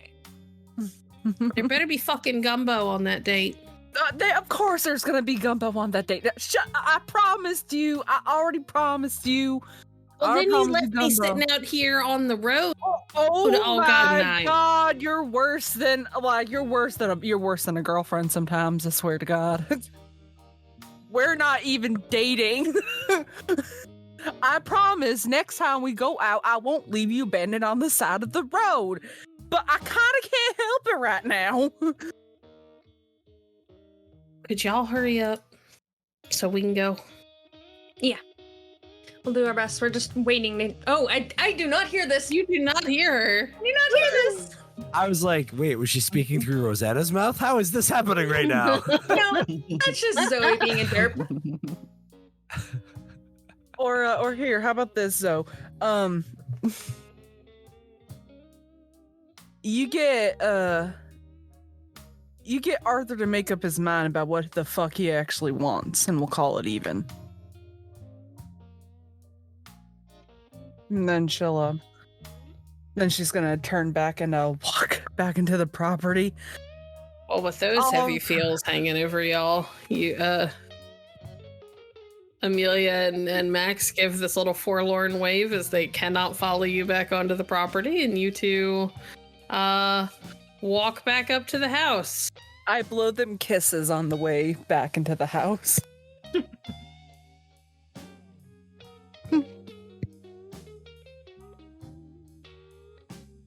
Zephyr, would you like to have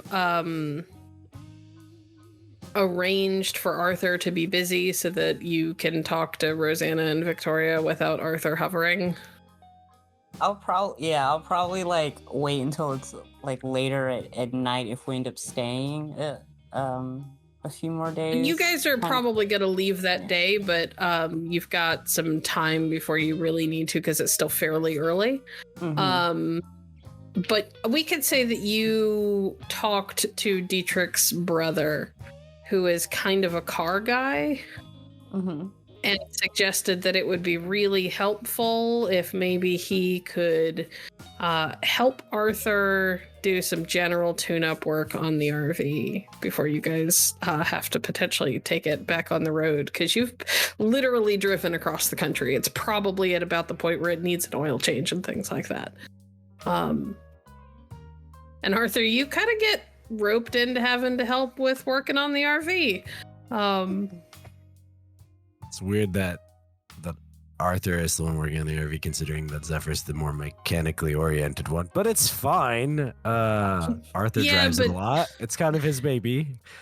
Basically, what he ends up telling you is that Zephyr is he tried to get Zephyr to help, but Zephyr kind of looked squicked out at the idea of getting dirty. Right. It's fine. I get it. Zephyr's like that. It's fine.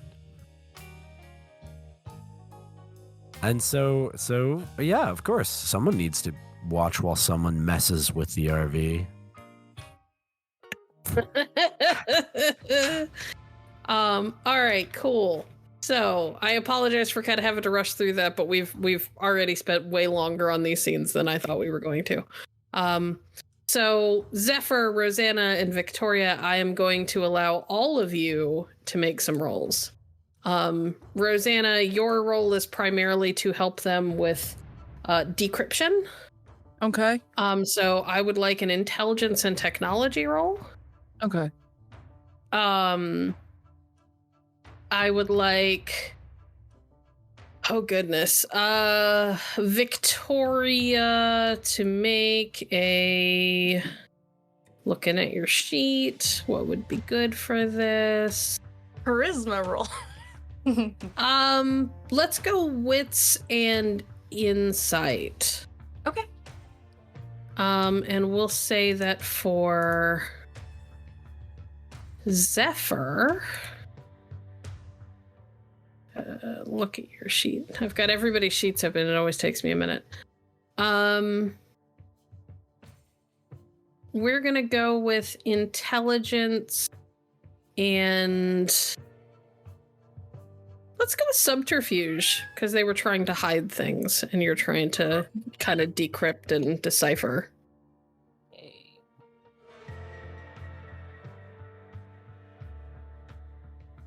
Can I reroll that? You guys can spend willpower as you wish. Nope, still got one. Okay, so we got a critical 7. I did. You got 1. Legacy got 4. Well, thankfully, Zoe kind of carried everything there. You guys managed to get just above the threshold for what you needed, because of that big 7 successes. And you managed to, it takes a little bit, it takes a few hours. But by the time Arthur and his new buddy have finished kind of bantering and doing manly things, That's what we're doing most of the time, just entering in manly things. Zephyr is able to kind of start making sense of things in the book. With the number of successes that you got, because you guys got just above the threshold. When you left off, you got into the book. Zephyr, what were the 2 creatures you were looking up? Definitely the wraiths, especially the page that had like the chain drawings and all that, just to see what that was about. And of course, also, because I know last time I asked you, there wasn't any creature that looked similar to the speaker, so I'll do, I guess, the werewolf page. Okay, cool. Well, you don't super need the werewolf stuff right away, so I will get you a bunch of stuff on that so that we're not spending a lot of in-game time on something that you don't need tonight. Yeah. For wraiths, there isn't a ton. What is there is, you know that they are bound to the world of the living by objects. Those objects kind of provide an anchor that keeps them from getting shunted back. Also helps them stay a little bit more sane when they have those objects close. If those objects become threatened, it is more likely to push them over into this other state that the book describes as a shadow. And their shadow is kind of the most extreme dark parts of their personality amplified without any of the good stuff. The good stuff gets shunted into the back. Their shadow is almost always, to some degree, cruel. It has some sort of mission, some sort of thing that it wants to inflict on the rest of the world. That sort of thing.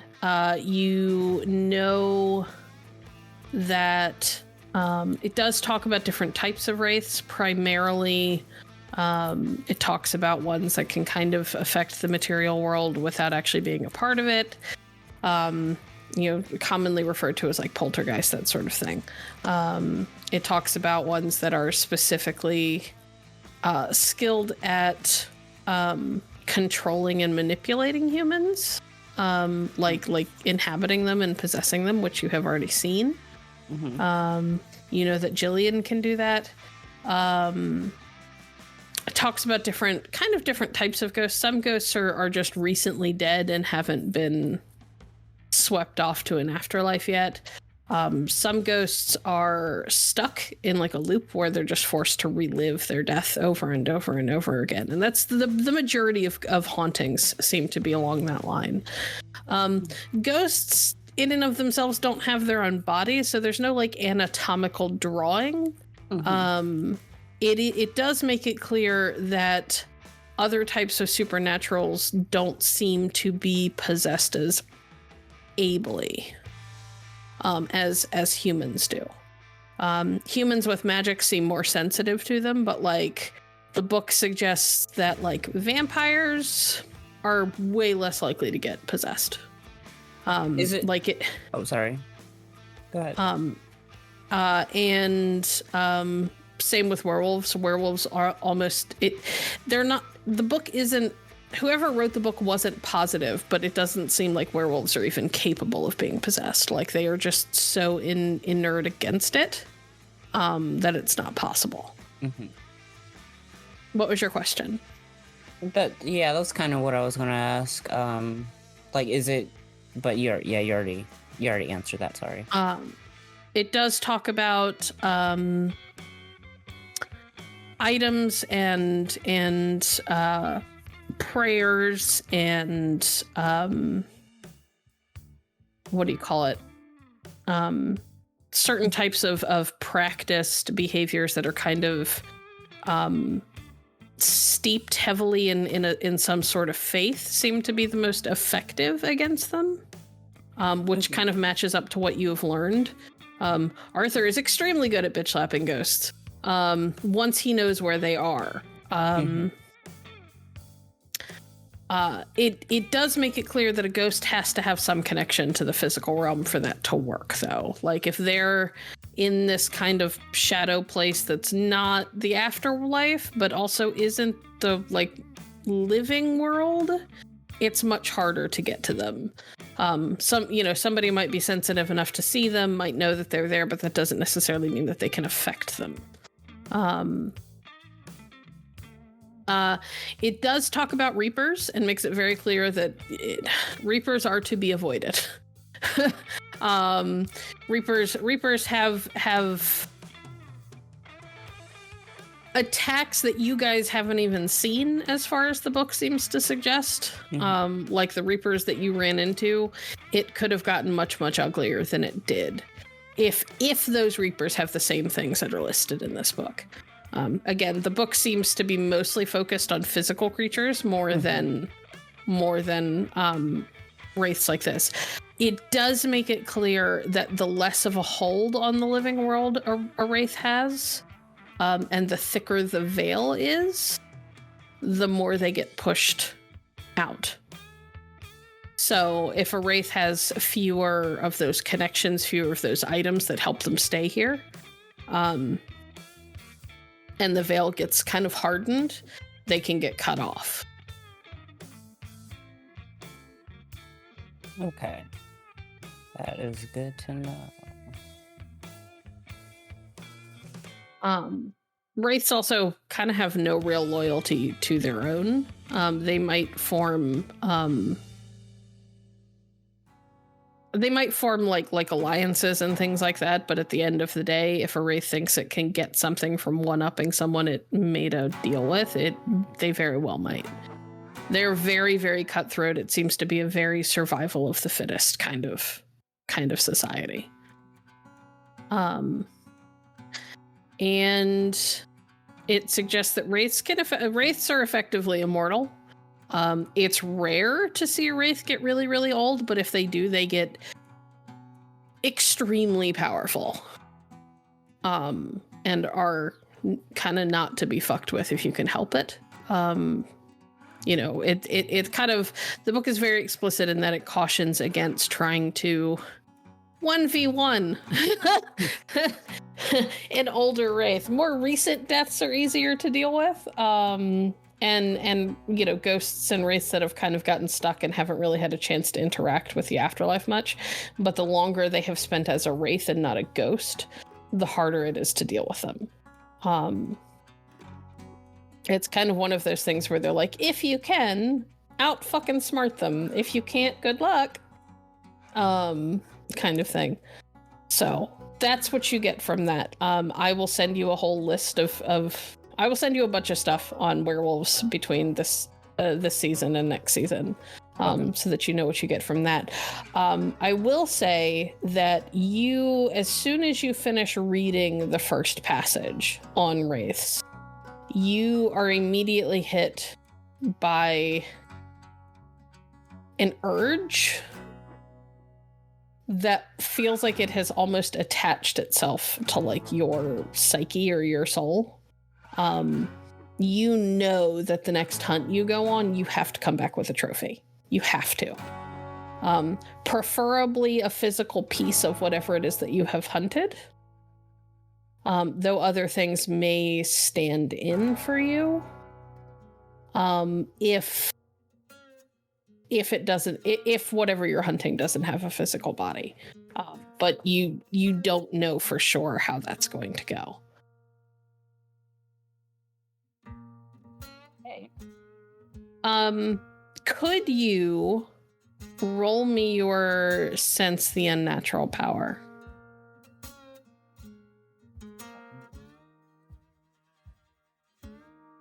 Okay.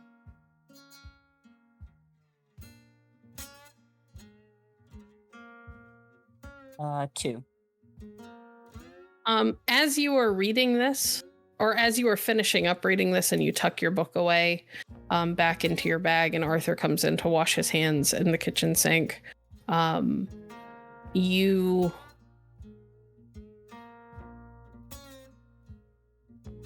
recognize a couple of things that you kind of never noticed before because there was always that kind of low-level weird everywhere you went. It just sort of blended in. But now that you're in a place with a distinct lack of weird, you notice that Arthur in general has some weird coming off of him.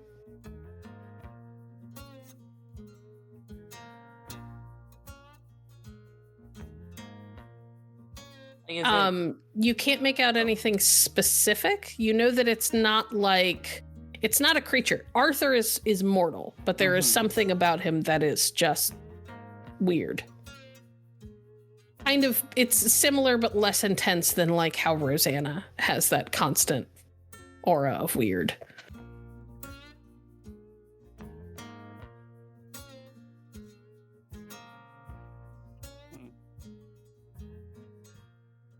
Okay, cool. Now that everybody has done their research and the RV has gotten a tune-up, Arthur has learned far more about oil changes and spark plugs than he ever thought he would need to know. But I'll add a dot in technology or something later. Actually, you're going to get a dot in drive because that's what's used to work on cars, specifically on cars. All right. All that being said, what's the plan, guys?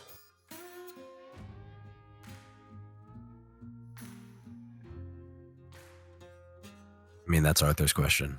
Are we going to just keep staying here? I thought we still need to get to Florida for Rosanna's purposes. We need to hear back from the madam, right? Mm-hmm. Oh, yeah. If we hear back from her, Yeah, if that's not an option, we need to figure out what we're doing now. Mm-hmm.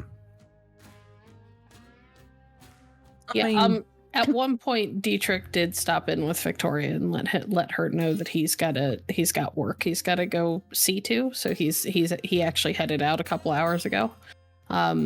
There was a time where they both disappeared for a while, and then she came back and he left. It was one of those places. One of those places. Where people disappear. Yes. You paid that favor then, huh? One of the places he was thinking. It's a big favor to repay. But Louisiana, goodbye.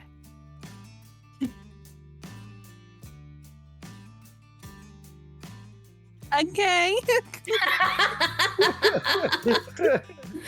All right. So what's the plan? So, as much as I'm sure none of you want to hear this, we need to find Harper.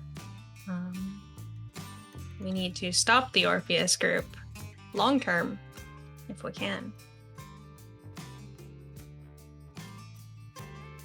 Yeah. Well, I mean, if we don't know where they are, because last I checked, we didn't know where they were. Makes it hard. I mean, they're somewhere up in New York. Yeah, Max did mention that he thinks they may be somewhere in New York. So dealing with the Orpheus group may be a longer term thing. Mm-hmm. But there are some immediate threats in the local area, as far as you know.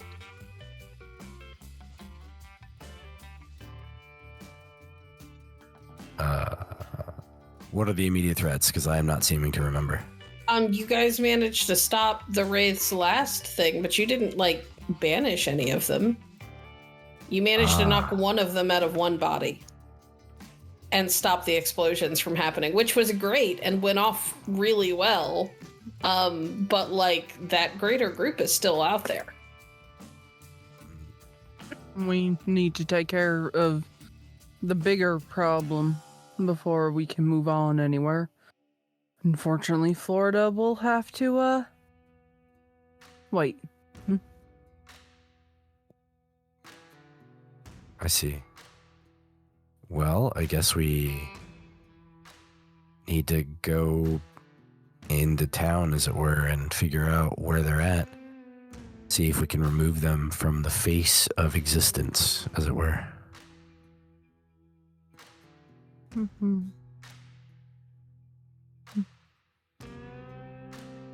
I have a feeling that they are going to find us once we leave.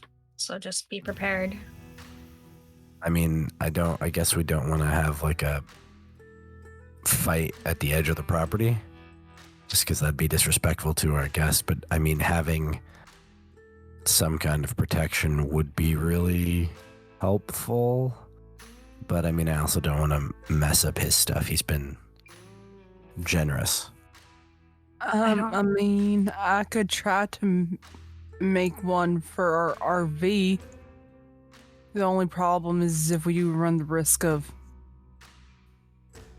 booting out the two helpful ones. Also worth noting that, Rosanna, you are very distinctly aware that you could not see Amelia and Max until you stepped over the property line. Yeah. It was literally like there was a wall between you and them. So there's no option to stand on one side and look out and be able to see things. You have to be outside of that border. Yeah. Well, I mean, that's the main reason why I haven't done the sort of thing that I used to do when we went anywhere.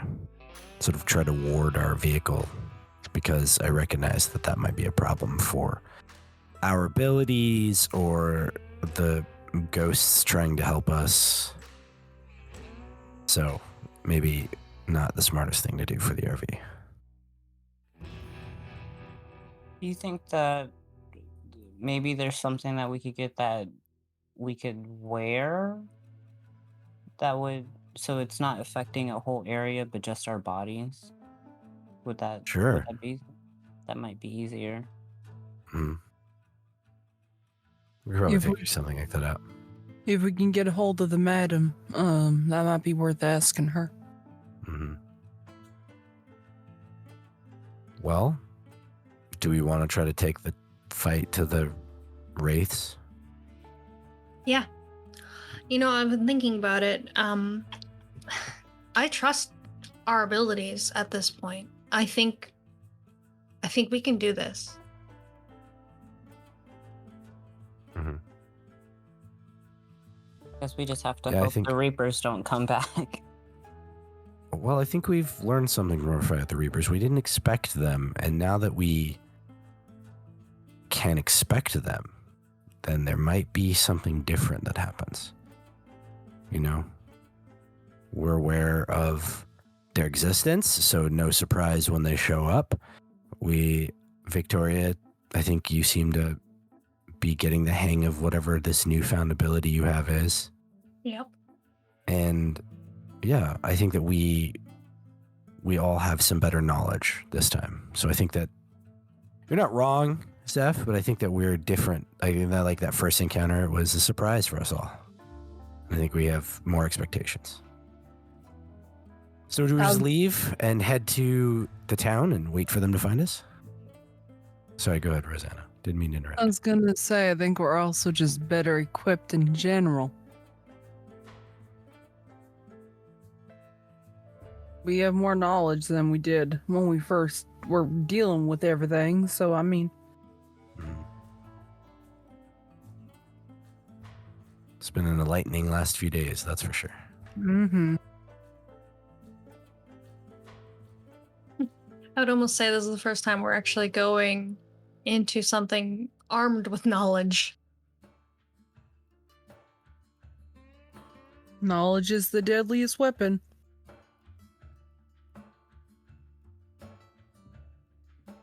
Well, I mean, obviously we don't want to go directly to town square and try to fight something that only we can see.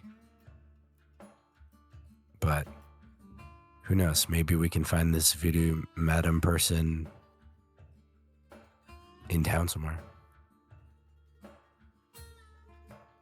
Or, you know, we could just go to a cemetery and go, ha, it's on the nose. That actually might be bad for us. Let's not do that. But, yeah, because I don't know if we've heard anything back, so it might be better to go into town for this one. Because the longer we wait, the more damage they can do. Yep. Yeah. We don't exactly know where they are either. Mm-hmm. We're Well, leaving? I guess we're leaving.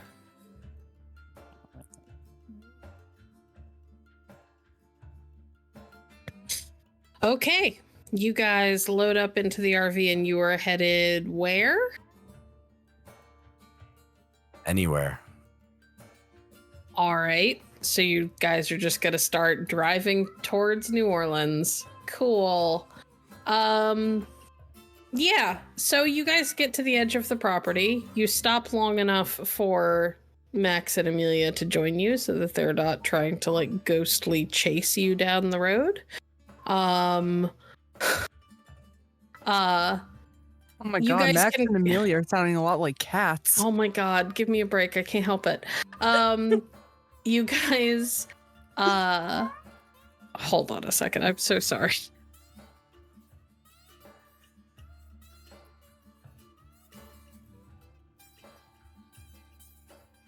The second I said hold on a second and I muted, she shut up. I don't understand what's happening. She knows. So you guys get them on board and you start driving. You do not make it all the way to the city. You guys are kind of on the outskirts in one of the less populated, like half abandoned neighborhoods when Rosanna kind of immediately, all the hairs on the back of your arm stand on end kind of thing. Like you can feel the veil here. It's really, really cold all of a sudden, despite the fact that you're in the middle of New Orleans, or in the middle of Louisiana. And there are feral cats everywhere. Oh my god, so many cats! Harbingers of the veil. And as you are kind of slowing down and to give Rosanna a chance to kind of orient herself and figure out what the hell is going on, you see a very familiar person kind of dart out into the street right in front of the fucking RV, and Arthur has to slam on the brakes to stop from crashing into the person that you now realize is Jillian in a meat suit. She looks panicked and like she's desperately trying not to just lose her mind. She definitely doesn't look angry and sardonic like the last time you saw her.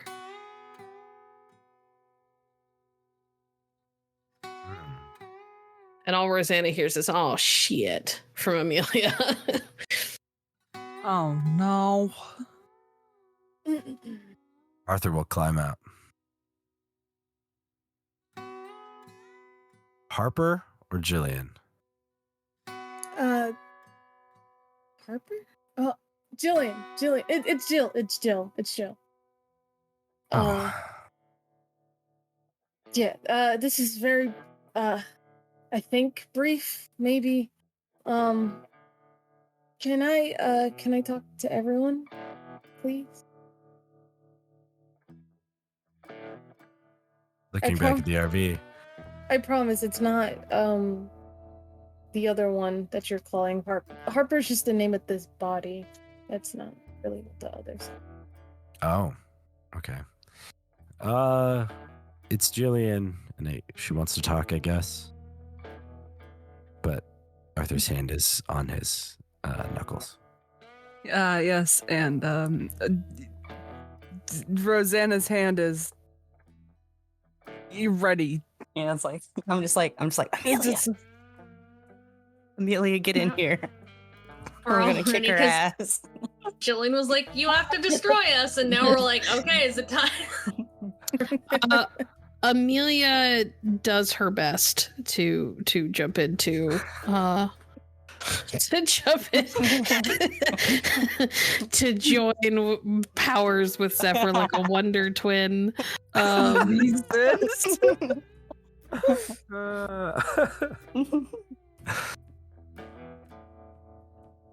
What are you doing? Did everyone come out? Yeah. Oh, well, I did. Mm-hmm. I'm still kind of like just Sort of weird puppeteering, walking out. not even that. Just like, oh, it's the love of my life. So I know I said the next time you see me, you still can do that.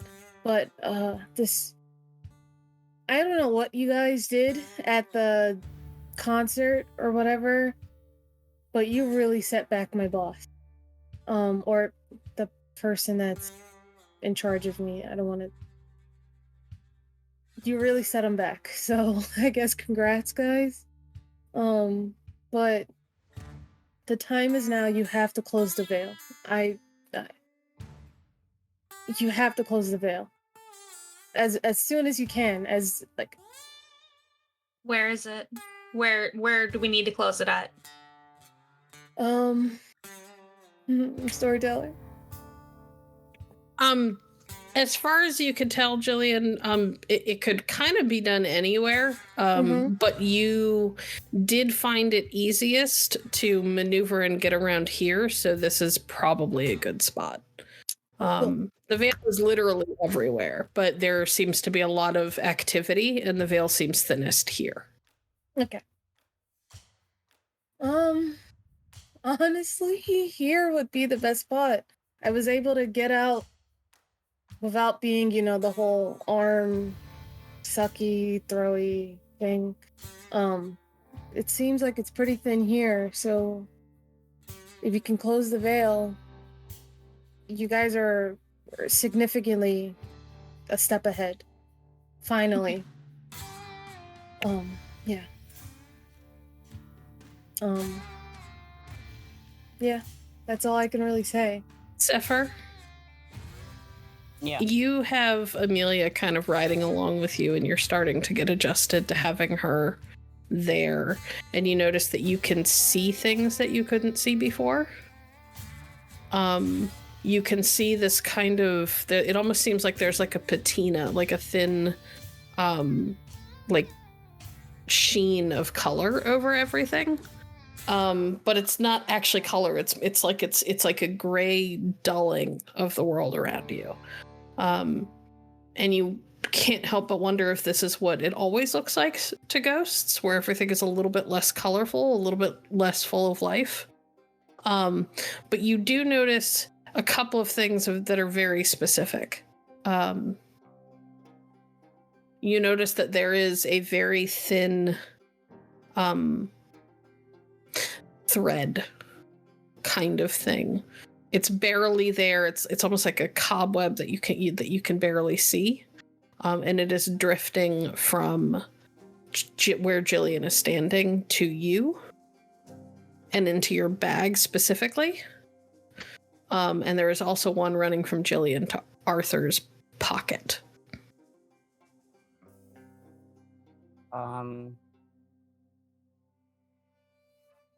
While she's talking, I'm gonna start digging in my bag to see what it's linking to. Takes a couple of minutes. You actually end up pulling out your, not fully pull out your book, but you get to where your book is. And you pull out a thing that you've used to mark the pages on the werewolves because you want to read more about them later. And it is the pamphlet. Oh.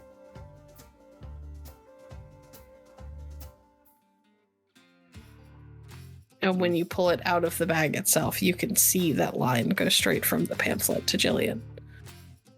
Like it is connected to her heart. I just kind of hold it and look at it and don't really say anything. But if does she look completely there, like she's not about to go? Does she? Oh, she doesn't look like she's about ready to snap and go all dark and whatever. But she does look like she... You know her well enough to know that she does not know how long this will last. Like, she is clinging to this control that she has for the moment.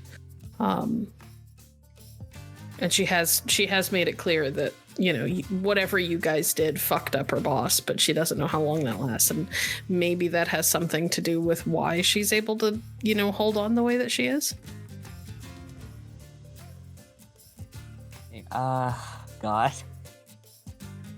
See Scott over there shaking his head. I'm gonna make my way over to her. And I'm gonna grab her hand and put the pamphlet in her hand.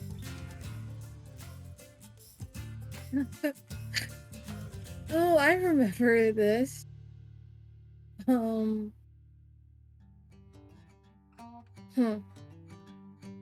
Jillian, you can see that thread.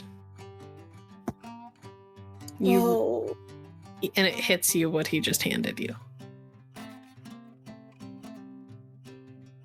Huh. Could be a good thing or could be a bad thing.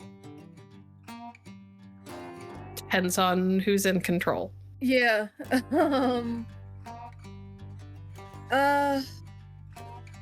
So I'm not sure if you guys have figured this out yet. But there's things that hold she's like looking at this and is kind of like there's a lot of emotion here. There's things that hold stuff like or beings like myself here and Zephyr, how could you just hand this to me? And this is one of mine. Yeah, it's still has the creases in it. Yeah. It was really hot that day.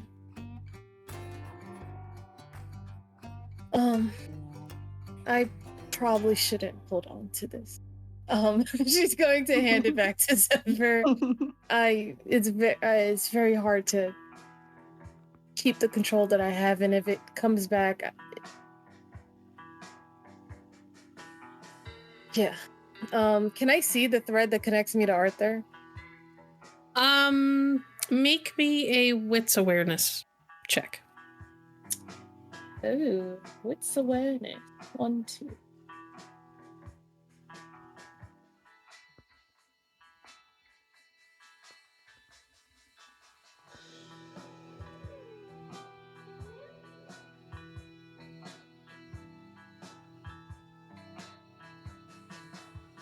Yeah, 3. you can see it. Okay. You're not sure what he has, but you know he has something in his pocket. Gotcha. She's gonna look at the look back at Zephyr and then look over to Arthur. Do you have anything of mine, Arthur? Yes. Is it a good thing or a bad thing to show it to you?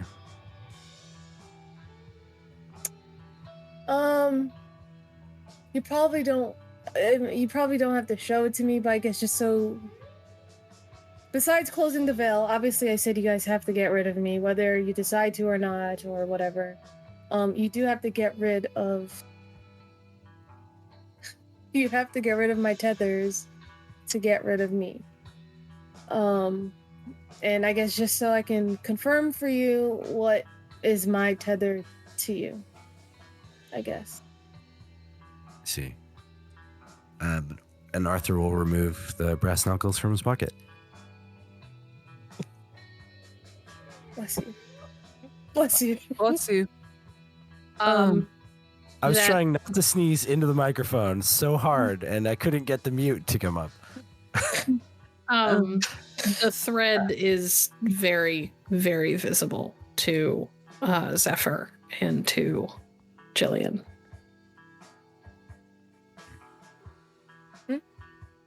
The thread going from the knuckles to you. Really? That's what's attaching me to you? Those dumb things? Ugh. Yeah, they're pretty dumb. They also happen to be powerful. No way. Yeah, way. And like he'll hold them up and show that they're kind of glowing. Oh, cool. Wow, you guys got so cool since. Anyways, well, once you decide to get rid of me and close the veil, you guys have to get rid of those things or break them or do whatever. I'm not. Am I not too sure? You're not positive if it's that they need to be destroyed or if maybe they can be cleansed. Mm-hmm. Could vary from item to item. Mm-hmm. Okay. You're reasonably certain that the easiest way to deal with the paper is probably just to destroy it, as sad as that is. Yeah. But the knuckles might be harder because they're literally metal. Copy. But enough about me, because this is bigger than me. I think here is a great place to close the veil. There's too many things getting out and too many things coming in, and I think this will set them back and give you guys more time to do whatever you need to do. Okay. I immediately bring out my bells. I don't start playing them, but they are ready for when we are ready to go. Arthur will grip tighter on the knuckles and yeah, guess he's ready. And I'm gonna summon out my bow. Bowser seems very attentive and like he is waiting for a command. What is that? That's how it comes out? That's sick. Oh yeah. Tattoos disappear and Oh yeah, I gotta Jillian, get at some point one of the other wraiths that works for your boss did tell you a story about some weird chick with a fucking bow that grew out of her hand that he fucking she shot him. That was you? Oh my god, there was someone talking back there back at the place. At the supernatural water cooler? Pretty much. I was kind of just floating in the background, kind of bystander of listening. But oh my god, that was you. This is so cool. You guys got so cool. And the bells, Viktoria, and ripping things open. And I heard that someone got thrown out and it like popped out. Oh my god, and look at the dog. You guys all got so... Y'all have grown. I'm so proud, but scared.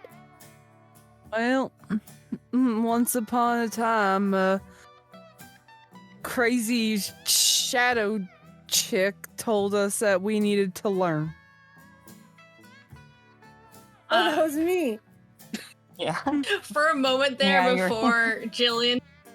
before Jillian kind of started saying the bells are cool, I was feeling like the kid with the triangle in band. But then I'm just like, okay, it is cool.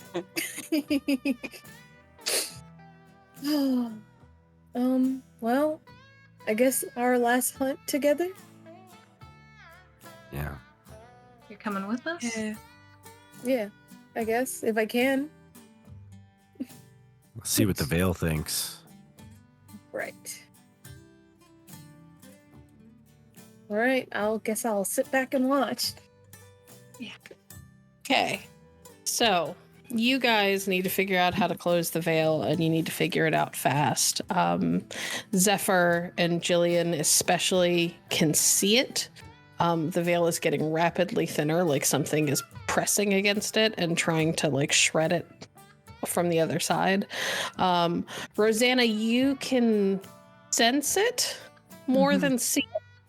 And Arthur and Viktoria both feel the temperature dropping in the middle of the day on a street just outside of New Orleans.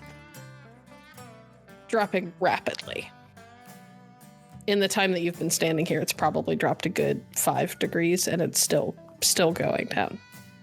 That spurs me to like do something now, because that's scary. Like something bad is happening, and I'll start trying to counteract it without opening the veil first, because it doesn't need my help to do that.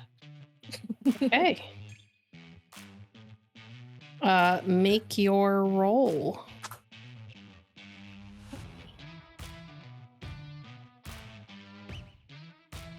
Of course, everything's all messed up when I need it.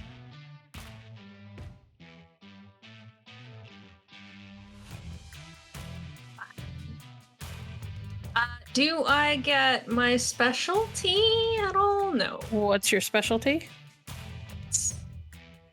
It's But what? I guess this is Veil. Ghosts. Oh no, yeah, you absolutely get it. It's close enough. Can I assist everyone with their roles? Sure. Yeah, We could say that you are giving them everybody gets an extra die to their pool. I did a willpower reroll on that. Holy shit, that's 8 successes. Well, Victoria's got this. With Jillian standing beside her or behind her and kind of coaching her and giving her feedback. She is able to start to alter the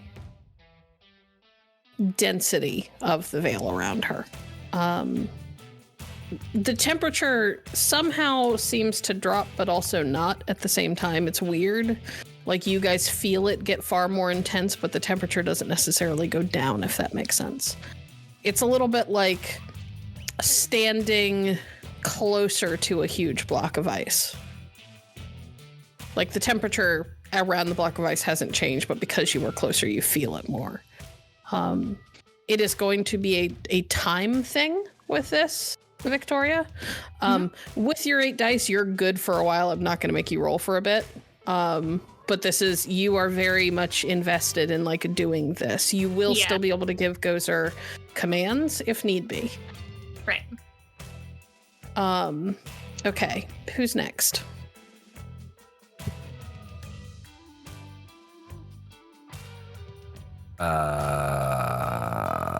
I mean, I don't know what to do. I guess Arthur could do some kind of prayer or something, but I don't know what else I think I can do with this particular situation.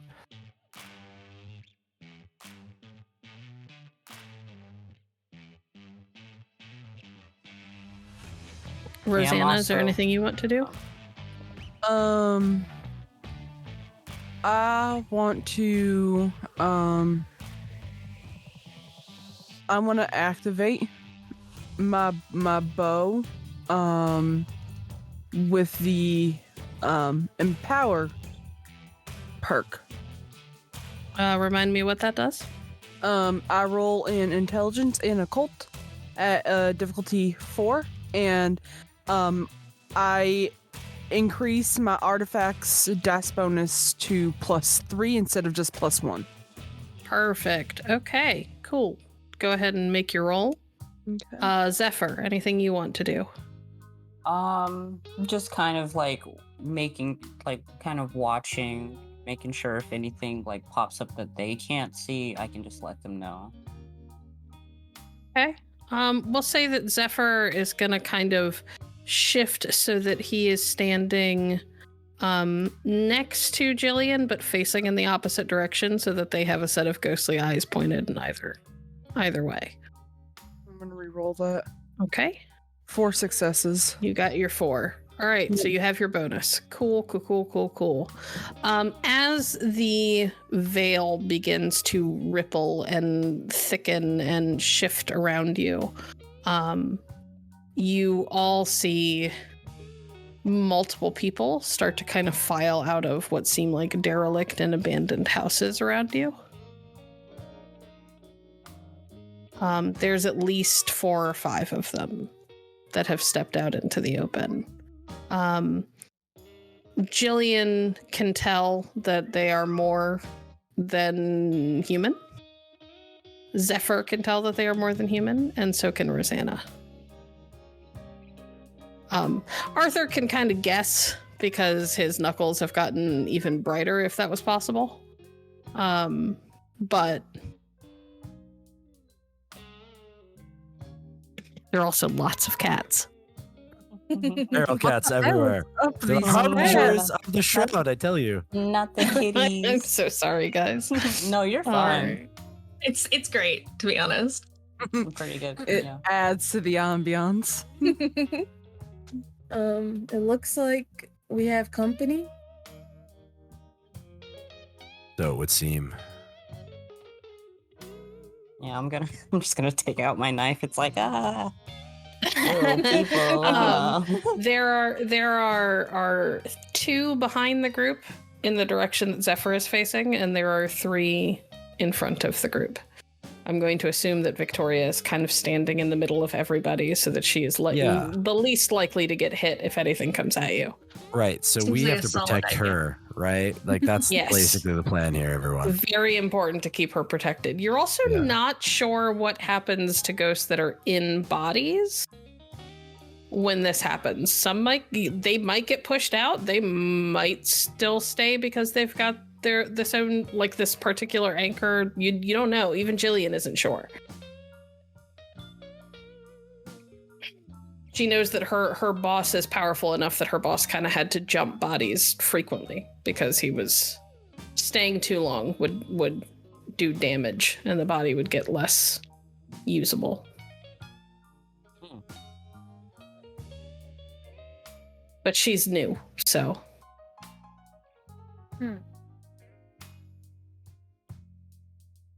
Okay. Arthur will start his normal sort of chanty prayer thing, the ward that he tries to throw up to give distance. I guess I have to target a specific creature, so I only can choose one to throw off, and there's many more than one. But Correct. Just FYI. I was double checking that before we got to this point. Yeah, that's fine. Is there a specific one you would like to pick, or are you just gonna pick the I'm closest? gonna pick whichever one is the closest. Yeah, slow that one down and then wait for the next one. Okay, so you pick a tall, broad-shouldered white guy in like a wife beater and beat up jeans, and old like steel toe boots. Got it. He looks like somebody they may have picked up off of like a factory floor somewhere. They were just like, here, you're in my new ride. Let's go. All right, so yeah, after his brief stint of Latin, he then starts the English portion of like, "Depart, O unclean spirit, from this creature of God," and like he's doing that as they're getting closer. Okay, make your roll. All right, let's see if this works.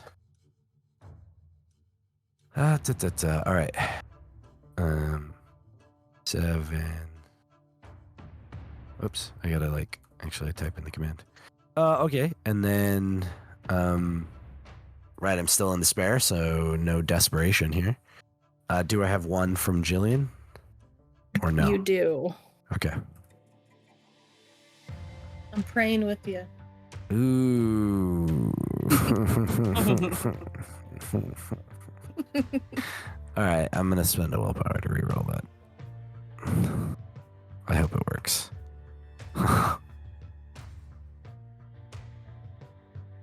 Well, 3. 3 is the number. Okay, cool. I will make some die rolls behind the scenes. All right. So rather than wasting time on doing a specific, like having everybody roll to figure out what the turn order is, we are going to go with Viktoria, Arthur, Gozer, Rosanna, Zephyr, ghosty people, Jillian. Sounds good.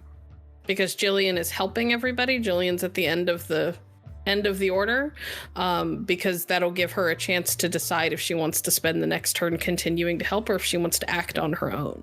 Yeah. She can only do one. Cool beans. Okay, so Arthur has done his blocky thing at 3 difficulty. Viktoria is working on the veil. Victoria, what would you like Gozer to do? You can give commands while you work with your bells.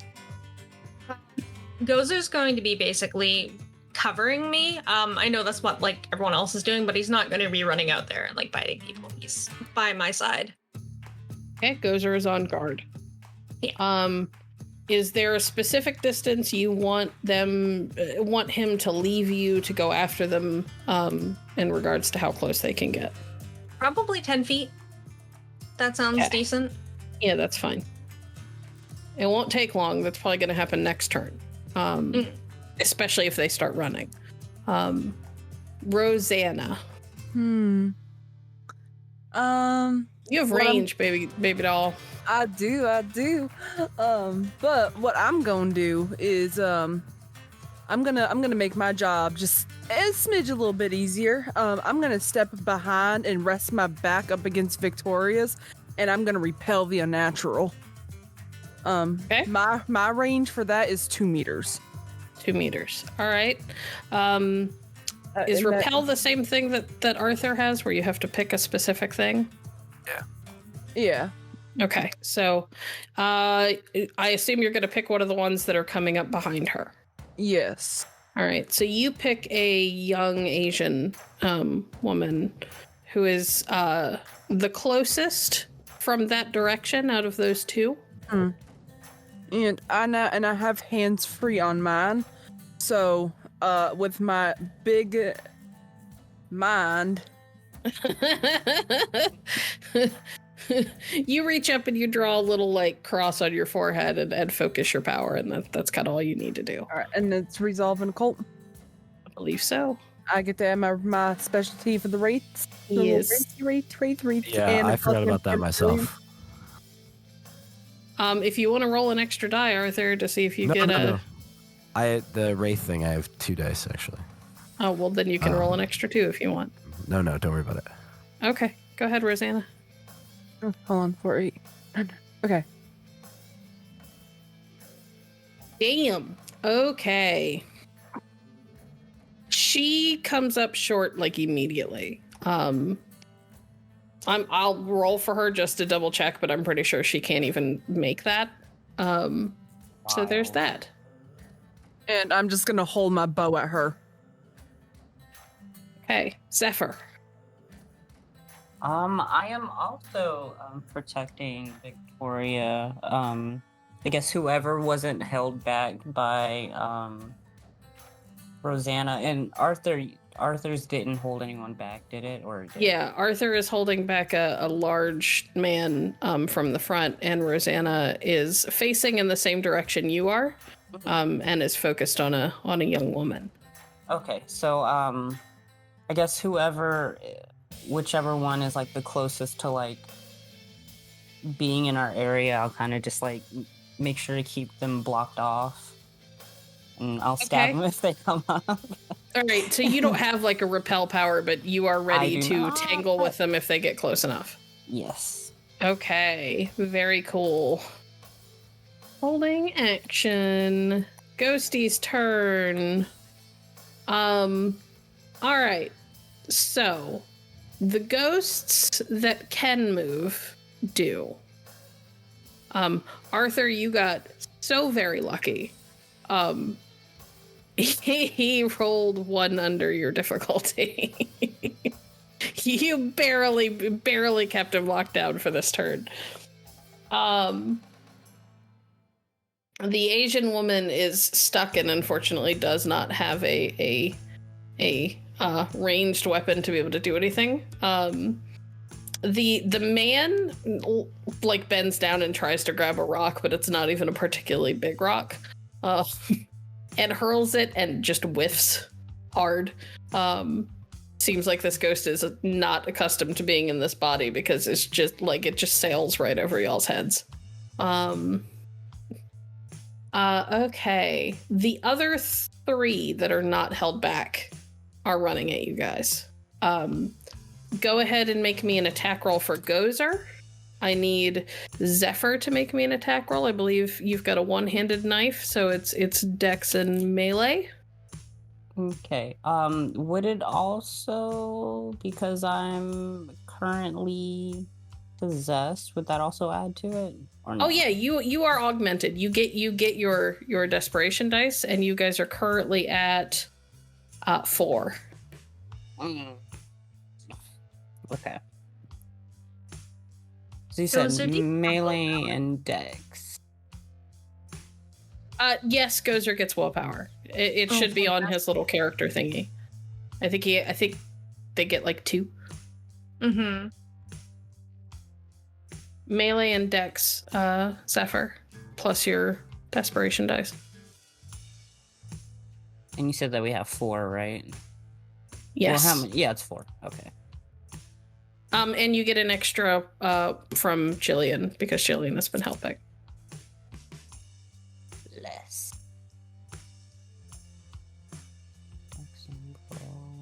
Melee, so that's 5. Well, Look Yeah, at five. you! I'll 5 shot. critical? That's Nice. not bad at all. Nice. So look at that. Look at that pool too. Oh, beautiful, beautiful. All right. So that leaves one more. Jillian, roll me a single die, please. I'm gonna see who they're gonna try and go after, because there are multiple targets here. Ooh, okay. They are headed for Arthur. There is a young man who looks like he is barely college age, maybe 19 or 20. And he bolts at Arthur. Wow. And gets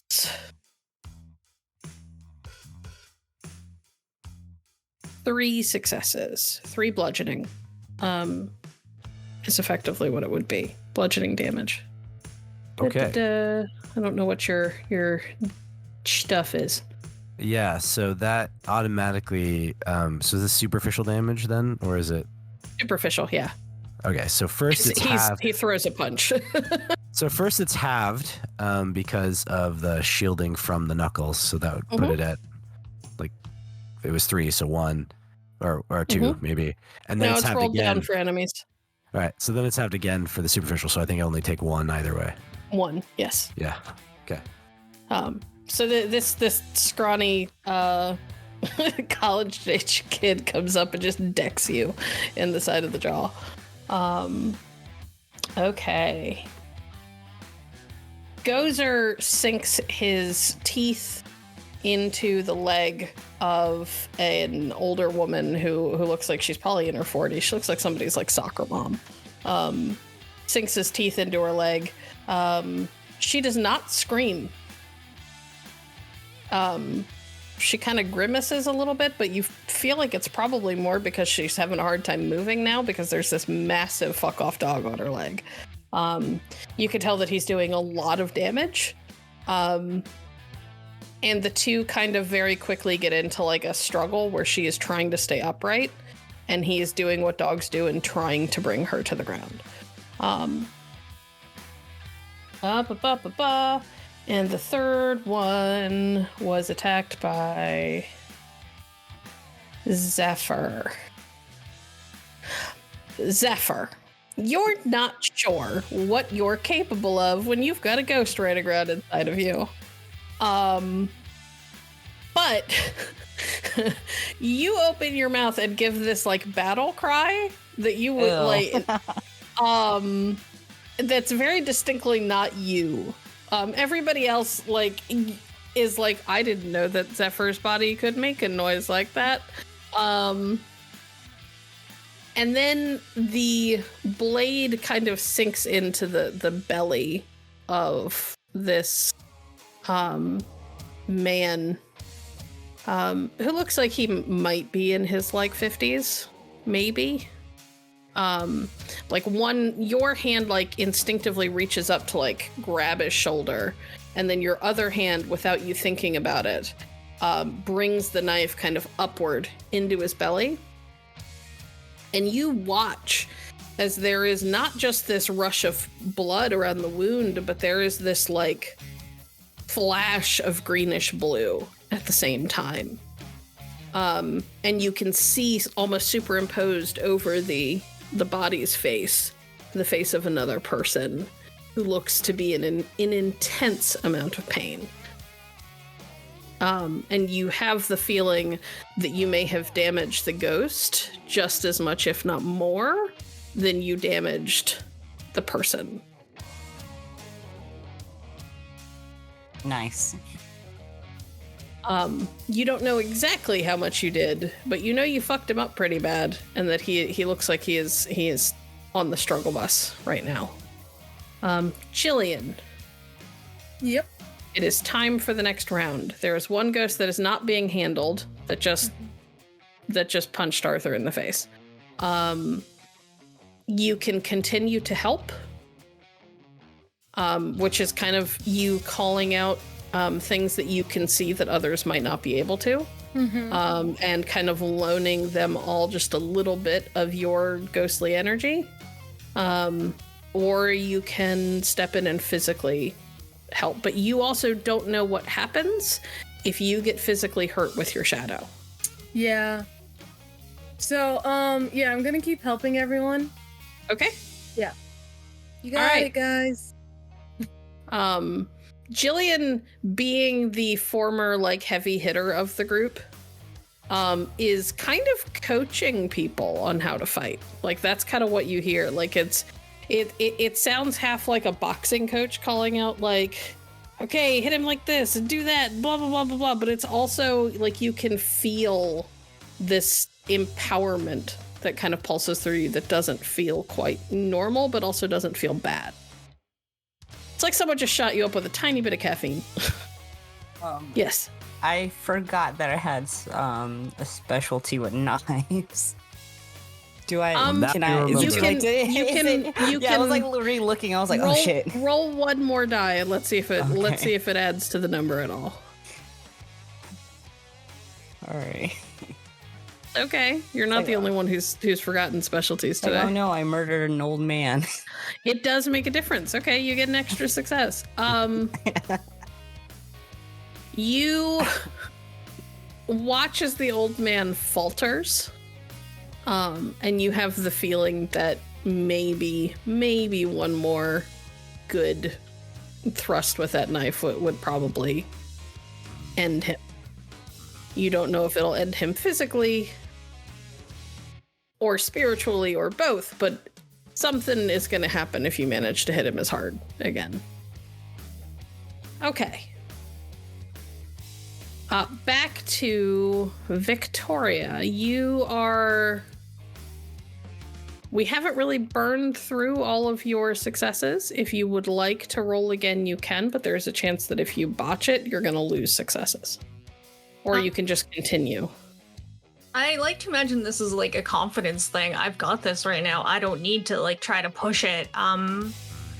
Granted, it may go faster if I succeed, but I feel good right now. Slow and steady is what you're going for. Mm-hmm. Okay, cool.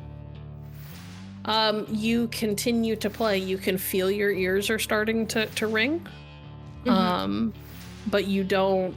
Right now, it's not so bad that you can't handle it.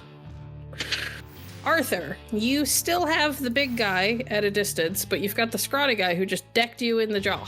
Yeah, I'm going to let go of the guy at a distance, and I am going to have to take care of this guy in front of me.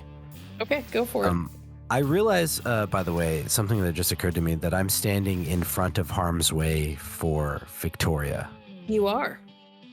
And Yes. Which is my redemption. Yes. For my drive.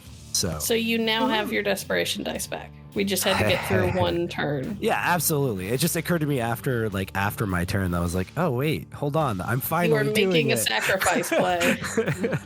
Finally doing it. All right, so I'm going to let go of the guy and then just swing with my hand to try to hit this young person. And this is a wraith kind of thing, right? It's a ghost person? It's a ghost riding around in a body, yes. Okay, all right. So then I can, and then, all right. So we go hunter dice, and then I've got 7 plus 2, 9 plus 1, 10 plus 1, 12, 11. And what is our desperation? 4. Okay. Hopefully I don't go into despair again. Holy Jesus. That would be 12 successes, Storyteller. 12? Wow. Criminy. Arthur just how do you want to do swings. Yeah. Arthur's hand with his glowing, knuckles that have gone really bright because there's something very supernatural right in front of him, just swings his arm. And you all know that he doesn't have his book in his hand anymore. He's just swinging his arm and just hits the thing in the face. And I assume that it would rock this person back into the ground, but I wonder if it separates the physical body from the wraith inside. Oh yeah, no, you hit this thing so hard that the kid, like, it's almost like something out of a movie, like leaves the ground temporarily before he falls. And as the body falls, like this ghostly form, for those who can see it, kind of hovers in the air for a moment as they are separated, as it is knocked directly out of the body. Yeah. And in that moment, Arthur feels this empowerment, and he has like this mental like thing, like, okay, I guess I'm the righteous hand of God. That's where he's at this moment. All right. Damn, Arthur. Okay, Gozer. Pop the fuck Do you off. want another roll from him? Shit. Yes. Okay.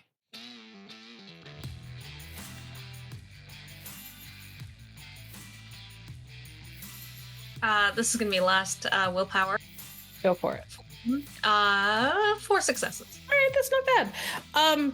Gozer shifts slightly as the woman tries to wrestle him back.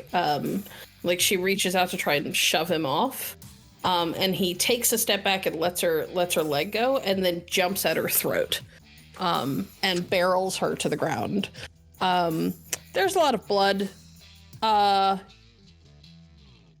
Those of you who could see ghosts very quickly notice that the woman, or that a ghostly figure slips out of the body as the body, starts to not be alive anymore.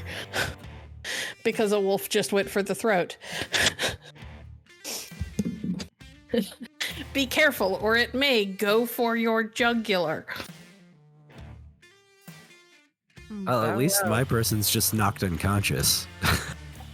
Listen, I'm busy and I didn't say don't kill them. Well, to be fair, I doubt he would have obeyed because Protective mama. Mm-hmm. Okay. All right, so that takes care of 2 of the ghostly thing. Rosanna, you have the woman at a distance. You can take a shot at her if you would like to. I would very much like to do that. Do it.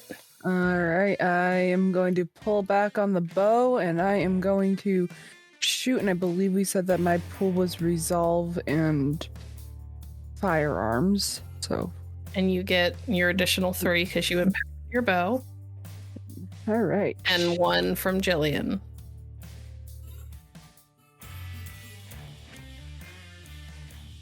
10 successes critical. God damn! Nice. Y'all just are making my final fight, which I thought was going to be Let's difficult, go. look like nothing. All right. I'm so Cool. proud. What Everybody's we're doing rolling is- so It's good. the power of Jillian. We're finally showing that we've come into Grown. our own as hunters. You've grown. we did it.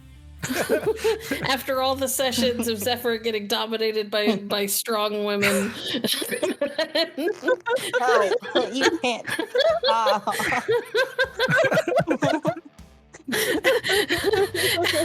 And Rosanna having to struggle to do anything physical, and mostly just having to work in tandem with Zephyr to do the most minuscule thing. Y'all are just wasting everything. I love all of this so much. Okay, Rosanna, you pull back on the string of that bow, that string that nobody else can see. But you can feel. Nobody else can see an arrow. It just looks like you've pulled your arm back, but you can feel the tension. You can feel this thing wanting to work with you. And there is this rush of power that seems to go through you from your chest into your hands, and it flies from your bow, this arrow, and becomes vaguely physical. Visible to those around you for just a moment, and it looks like this gleaming golden arrow that looks like it is sprouting branches and like leaves and things. And then it embeds in the woman's chest, and her eyes go really wide, and there's a look of panic. And then the body falls backwards, and you see a ghost standing where the body was with this arrow, which bursts. And dozens of vines shoot out and wrap around her. You see what looks like some sort of tear open up, and not the veil, but like in space-time behind her. You get a glimpse of something verdant and green, and she gets sucked backwards through it, and then the tear closes.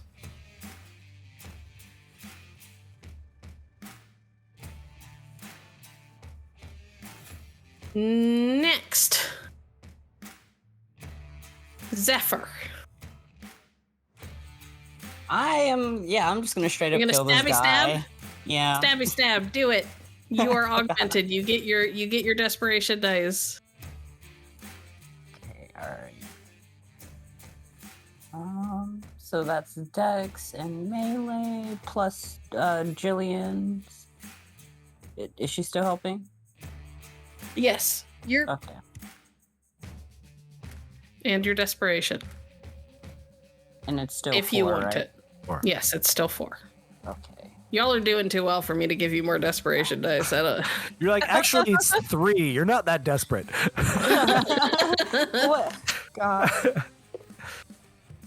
4. 4, not bad. Do you want a willpower? Yeah. Go for it. Holy 7. shit. Yeah. Okay. Cool. Just straight Nice. up, just You murdering hear an old Amelia. man, you know. You hear Amelia in your head, and she's just like, "We got this. We're fine. Watch." And you could feel her hand kind of like cover yours, like she is helping you to grip the knife the right way. Or maybe just tightening your grip on a spiritual level. And as you thrust forward to where you know a vital point on the body would be, you feel the knife's blade tilt just a tiny bit. Like she knows that she is aiming for something that isn't physical. And the knife slips in between 2 of the ribs, smooth as butter. What did this girl do in her living life? I have to ask. But you know what, Amelia? I'm starting to like you. That's a good question. Smooth as butter, and you hear breath escape as you pull the knife back. You hear like air come from that wound that you just created. You punctured a lung. And then the body crumples as they grip at their stab wounds, the 2 stab wounds. And the ghost, you could tell, tries to stay in, but it's like they are connected to that knife. It's like they're impaled on it. They can't. As the body falls, they stay.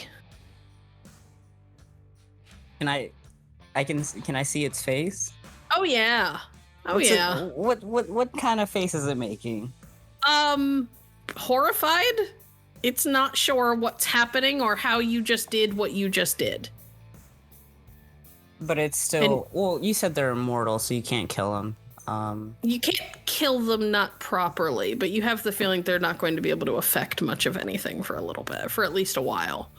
And if you really wanted to, you get the sneaking suspicion that you might be able to hold on to this one. Yeah. Would you Yeah, like I'm this hold to on be to the it. trophy that you take? Yeah, I'm gonna go ahead and just take my little trophy. You have that thought. You have that thought that you want to hold on to this one. And you kind of feel Amelia in you kind of pause, like, what? Really? Weird. Okay, but we're talking about this later. And you can feel the knife get ice cold in your hand. And you watch as this soul gets sucked into the blade of the knife. You're not sure how that happened. Amelia's not sure how that happened, but she knows that she helped you do it. She's like, whoa, I didn't know I could do that. That's cool. We're still talking about this later. I'm just like, you helped me, so. Yeah, we're have no talking place to about judge. Okay, so I believe that leaves us with 2. The big man that's no longer being held back, right? And no, just the one, right? I think this is the only one left. I think you guys have just wasted all of the others really quickly. Jesus Christ. Okay. All right. Big man coming at you. I would like Sticker, sorry. I would like Sticker to roll. Go ahead and use Jillian's dice pool. For this ghost to attack somebody, you could pick somebody. Strength athletics? Strength brawl. Okay. Not so good for Jillian. 2, 3.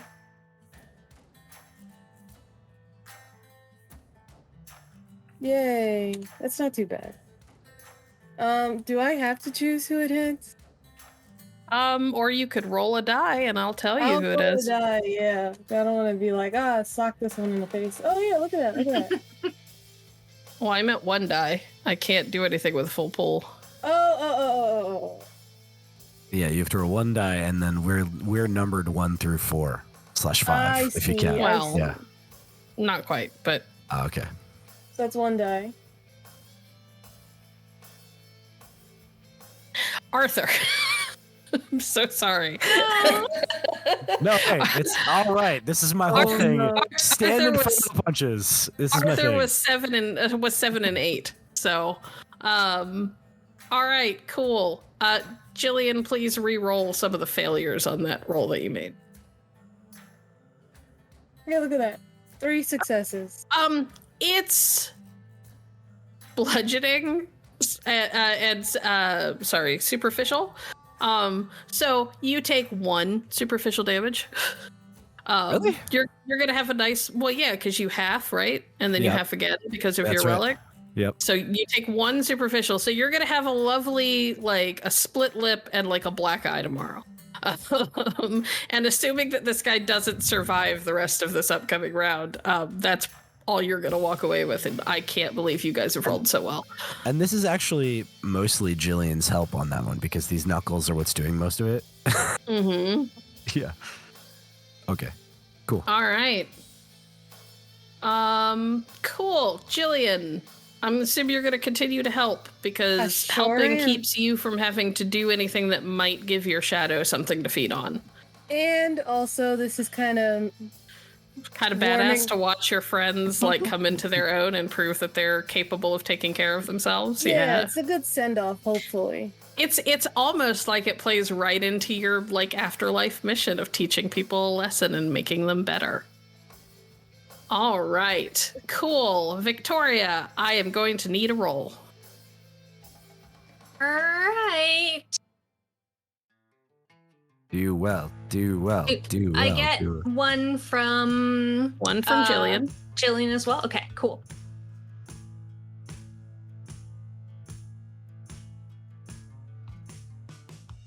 Four's not bad. That's pretty good. You were using about 4 for each turn, so you're fine. You continue to hold on. Okay.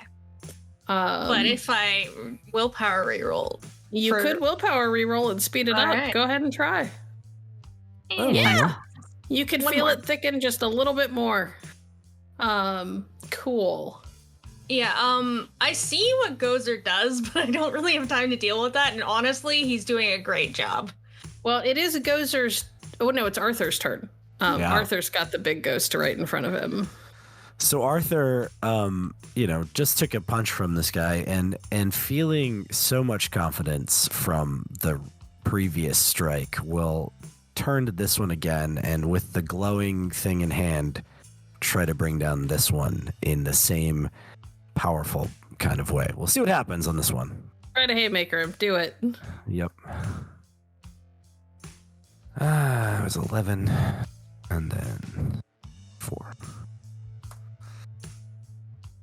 How about 16 on this one? 16, holy shit. But Cool. with an overreach, so our danger goes up, because I don't want to go into despair. Okay. Well, cool. Cool. Tell me what it looks like as you wield the literal fist of God. Right. The hand, just this glowing, bright, probably white color. It's like a bluish, it usually glows, right? Can I give you a little bit of flavor that I just Go for it. thought of? Yeah. You grip these knuckles tight. Mm-hmm.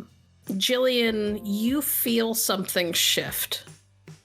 And you look over and you know in that moment that you can help Arthur reach a pinnacle that he is on the cusp of but will never make on his own.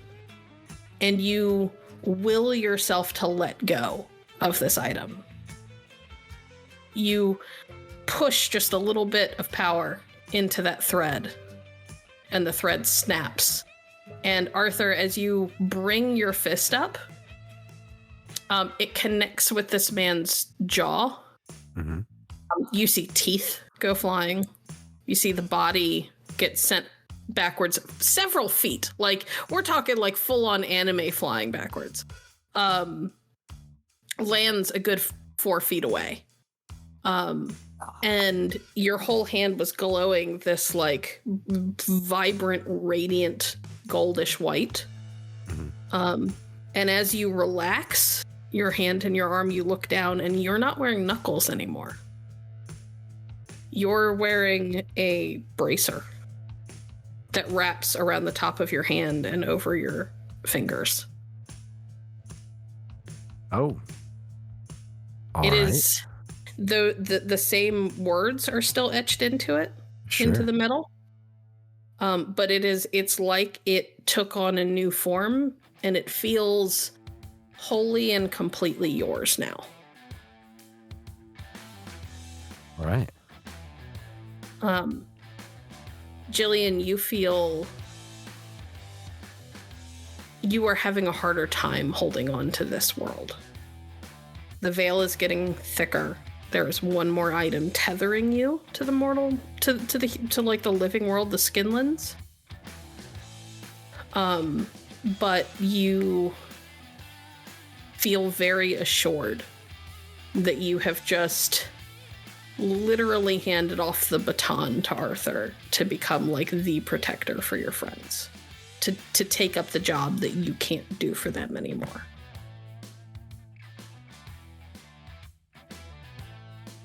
Rosanna, Yep. Mm-hmm.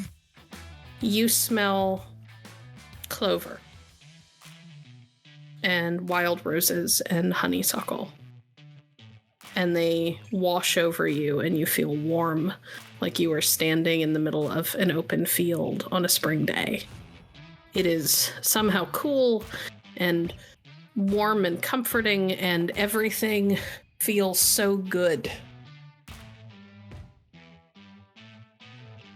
And then it slowly dissipates.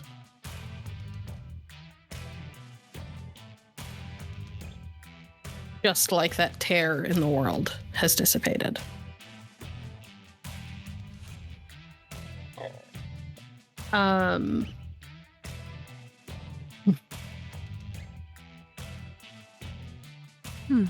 Gozer loops back to Viktoria. Muzzle covered in blood. And does that thing that he does where he comes up behind her and he wiggles himself between her legs and sits.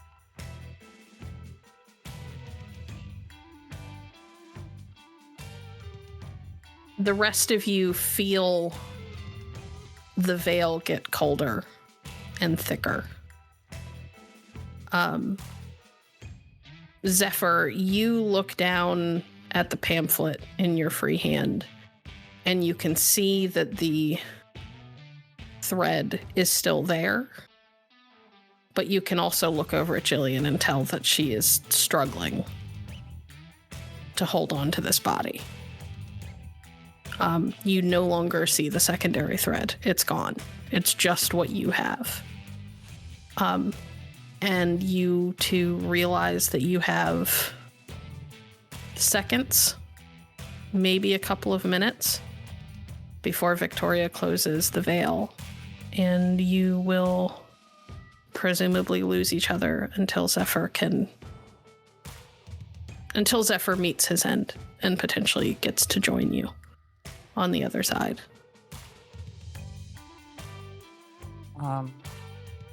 He's going to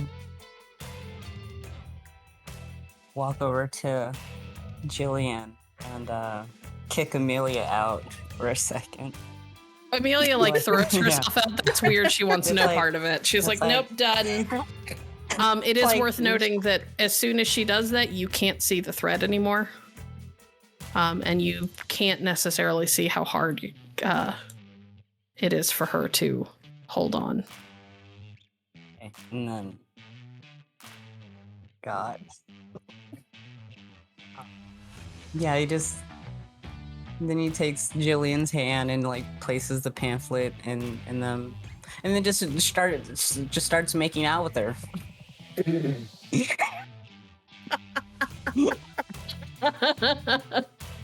All right. Is there? Nope.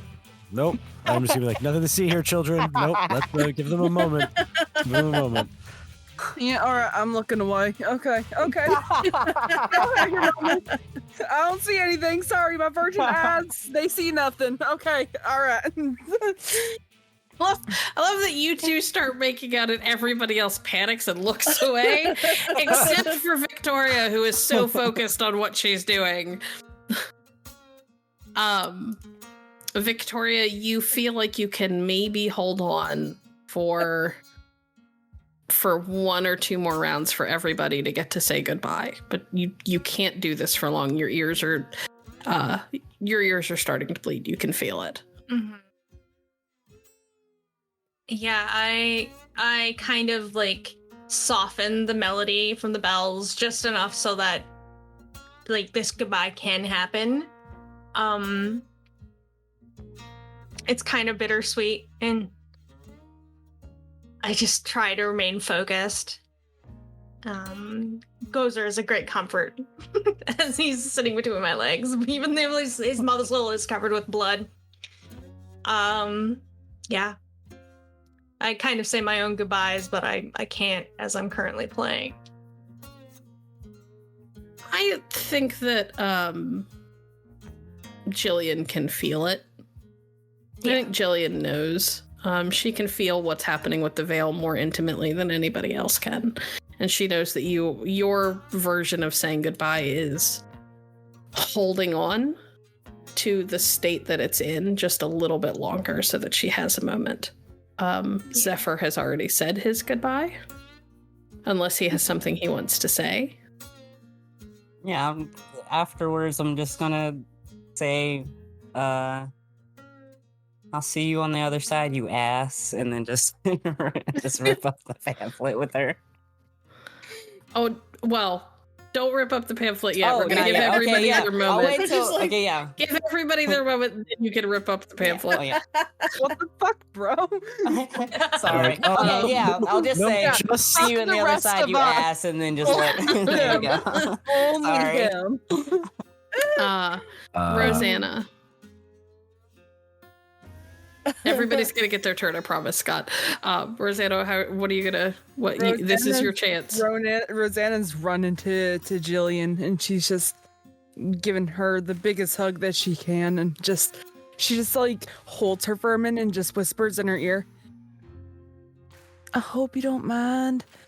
I'm giving Arthur more cherry and more strawberry candies,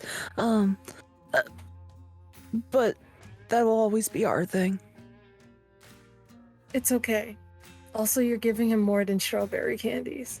What's me? Jillian! She's just gonna look her in the eyes and be like, "You do you, girl." but she's also gonna hug her and be like, take care of yourself. I will. I'm gonna miss you, Jay. Also, did you literally send someone through space-time with an arrow? Yes. Okay. Yeah. I've got some secrets that you didn't know about, That's wicked sick. isn't it? Yes, she's gonna hug her tight. I'm gonna miss you. All right. Sticker, while you were embracing Rosanna, you noticed something. If you would please look at your DMs.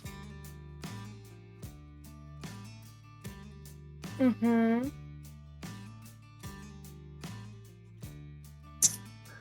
It's up to you if you decide to say it, but I am afraid. She's gonna, when she like pulls back from the hug, she's just gonna like look at Rosanna for a bit and kind of be like, what's that on you? And she's gonna try to like dust her a little bit. does not come off. You could tell that it is kind of suffused into her. What? Unfortunately, this is a lesson I can't teach you. You got something attached to you, but I don't know what. But it's not like me attached to you, like us attached to you. It is something else, some sort of other that you can't put your finger on. You've never seen it before. It's not bad, but it's not entirely Good. But I guess that's your next mission. Arthur, you have seconds. You can hear Viktoria's breathing is getting a little bit labored, a little bit shaky. She's struggling. You don't have long. I don't think you have time to tell me what the speaker is, but I guess You don't know. Sticker. Sorry. But that's Jillian fine. has no idea. But yeah. But I was like, I guess just this then. And I like hold my finger up and then like very playfully, because I'm now more powerful or whatever, and go like, "Don't make me have to destroy you." I'd be honored. And then I like reach out just the hand to shake it, just shake hands, and that's all that Arthur will do. Okay. And that is the moment when Zephyr realizes that if he doesn't let her go, he doesn't know what happens to Jillian when the veil closes. And he rips up the paper, the pamphlet. Jillian, you have time to watch as the shreds of the pamphlet flutter and fall like moth wings.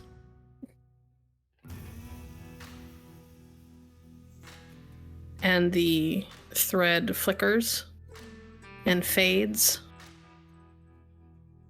And you don't even have to step out of the body. You can feel the veil thicken and become hard, and it pushes you out gently. And for those of you who could see her, you get one last look at your friend before she's gone.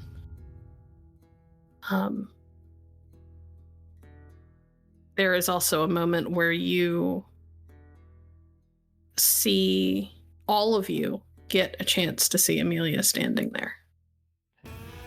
And there are tears on her cheeks, but she is smiling. And she gives a little wave. I think this is where I get off to. Didn't get my gumbo date. I'm gonna haunt for that. Oh, that's okay. I'll eat it in your honor. Almost worse, and then she disappears. What